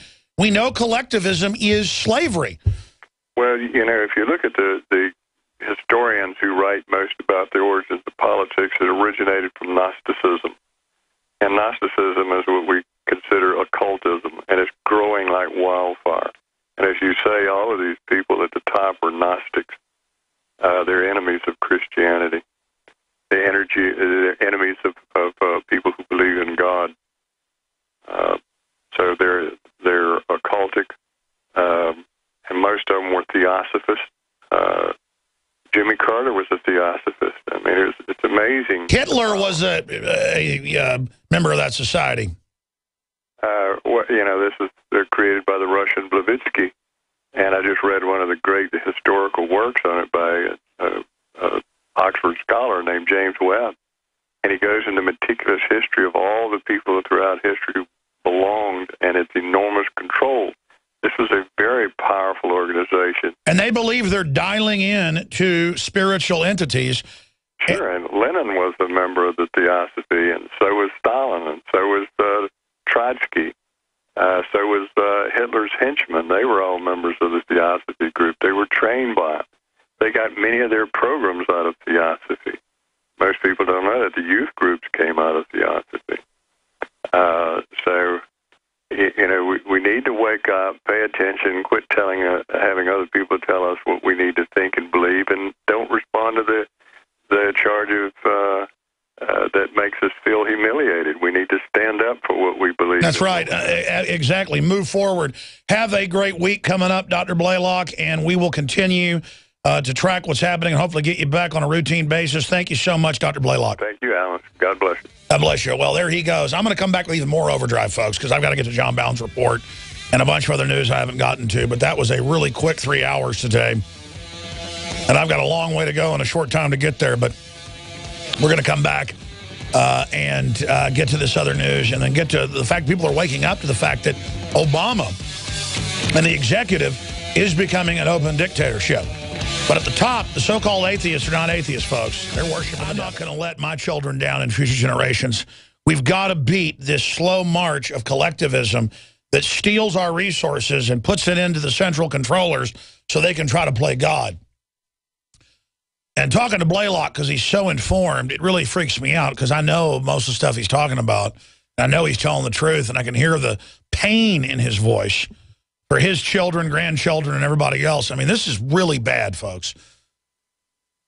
It was Judge Napolitano at one of his private talks, you know, that talked about we should be grieving for America like a wake. I mean, this is a big deal. But it's all done with slick advertising, packaging, and the rest of it. And all I do is seek out ways to tell the truth, be the most accurate, be the most honorable. And that's why you constantly hear, I'm dishonorable, I'm bad, and of course, none of us are perfect, but I consciously try to be the best person I can. And it's because that's what the world wants. They want me to be bad like they are. They need that. They need that to feel good about themselves. When I figure out that people are bad and weak, it doesn't make me feel better that they're weak. So that's how the elitists think. It makes me feel bad that my human Confederates are in so much trouble and so twisted, and the betrayals. I mean, they are just daily. And it is just so amazing. Society is going crazy. And every manager, every person I talk to, people in criminal justice, people in the medical field, people in teaching, in industry, they say society is going crazy because it's unnatural. All the televisions and iPads and the GMO and the chemicals and the weird messages they're giving people and the subliminals. I mean, folks are screwed up. Get outside, exercise, pray. Even if you don't believe in God, it shows to raise your brain waves, get you to a higher state of literal physical brain waves. Try to get healthy. None of us are perfect. Try to forgive all the really screwed up bad people out there and just think of the good that was in them and try to think of that. But with the truly conscious evil, See, if somebody's kind of mentally ill and screwed up and attacks me, but still does some good work, I can forgive them and, you know, try to help them along. And I can tell when somebody's just really breaking down and mentally ill. But when you're looking at cold-blooded scientific evil that literally sees you in a predatory light, they've got to be dealt with. And that goes for the globalists and their whole system and all the people below them that try to, like, play into that system and see how the elite get ahead so they think they'll get ahead in a tribal way if they do like the alpha dog. The alpha dogs that are in control are in a different set of rules where they're exempt from the law, at least to a certain level. Culturally, they're not. Spiritually, they're not. They just think they are. But for the general public, corruption and fraud is not the way to go. Now, it's not corruption and fraud if it's unjust taxes and corrupt regulations. You've got to decide what you're going to do to resist that. And more I realize it is criminal to comply with unconstitutional garbage and the social control. So I am what you could say being radicalized because I'm not radical. They're saying an ad about a Marine coming home to his family is offensive. Him pulling up to his house, hugging his wife and baby. The NFL says you can't air that, but we can, you know, see Illuminati rituals. Because to them, that is bad. That is a healthy, good group that's together and cohesive, that isn't slaves. You think slave masters want the image of a man with a woman and a baby and free? That image must be eradicated. I'm going to get to the really big news here in a moment. Briefly, just talking about sponsorship. We believe from our research, this is the very best fluoride and heavy metal, you name it, the whole write-ups at InfoWarsLife.com. We believe this is the best system out there, and I've been taking it for a few months while it was being developed, you know, the test batches and things that were done, and I'm really feeling the difference personally. Unlike any other, quote, supplements I've ever used, there's a lot of great ones out there.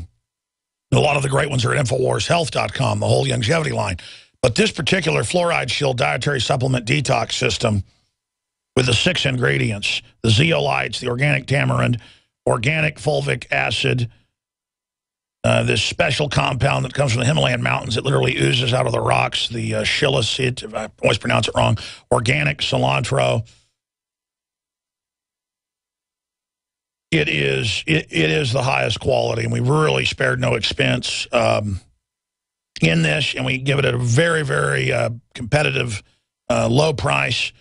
And then there's also the super male vitality, all the estrogen garbage and the plastics and trying to feminize men. And I just got to be honest with you, this is rocket fuel, and I would tell you, consult a physician and be careful about how you use it.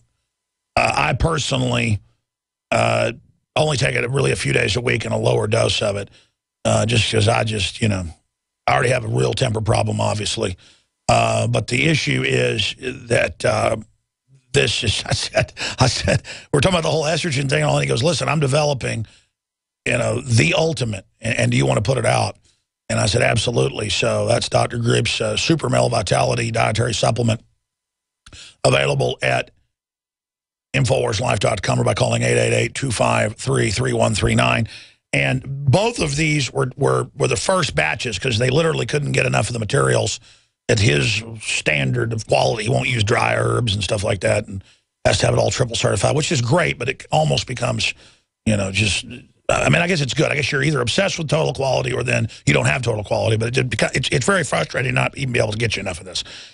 And of course, that's the classic sales pitch. We don't have a lot of this. Watch, this will be sold out for 4 to 6 weeks. This stuff will sell out in a couple days at the rate it's selling, and that's good because it funds our operation. We don't have enough of it to sell to fund the operation.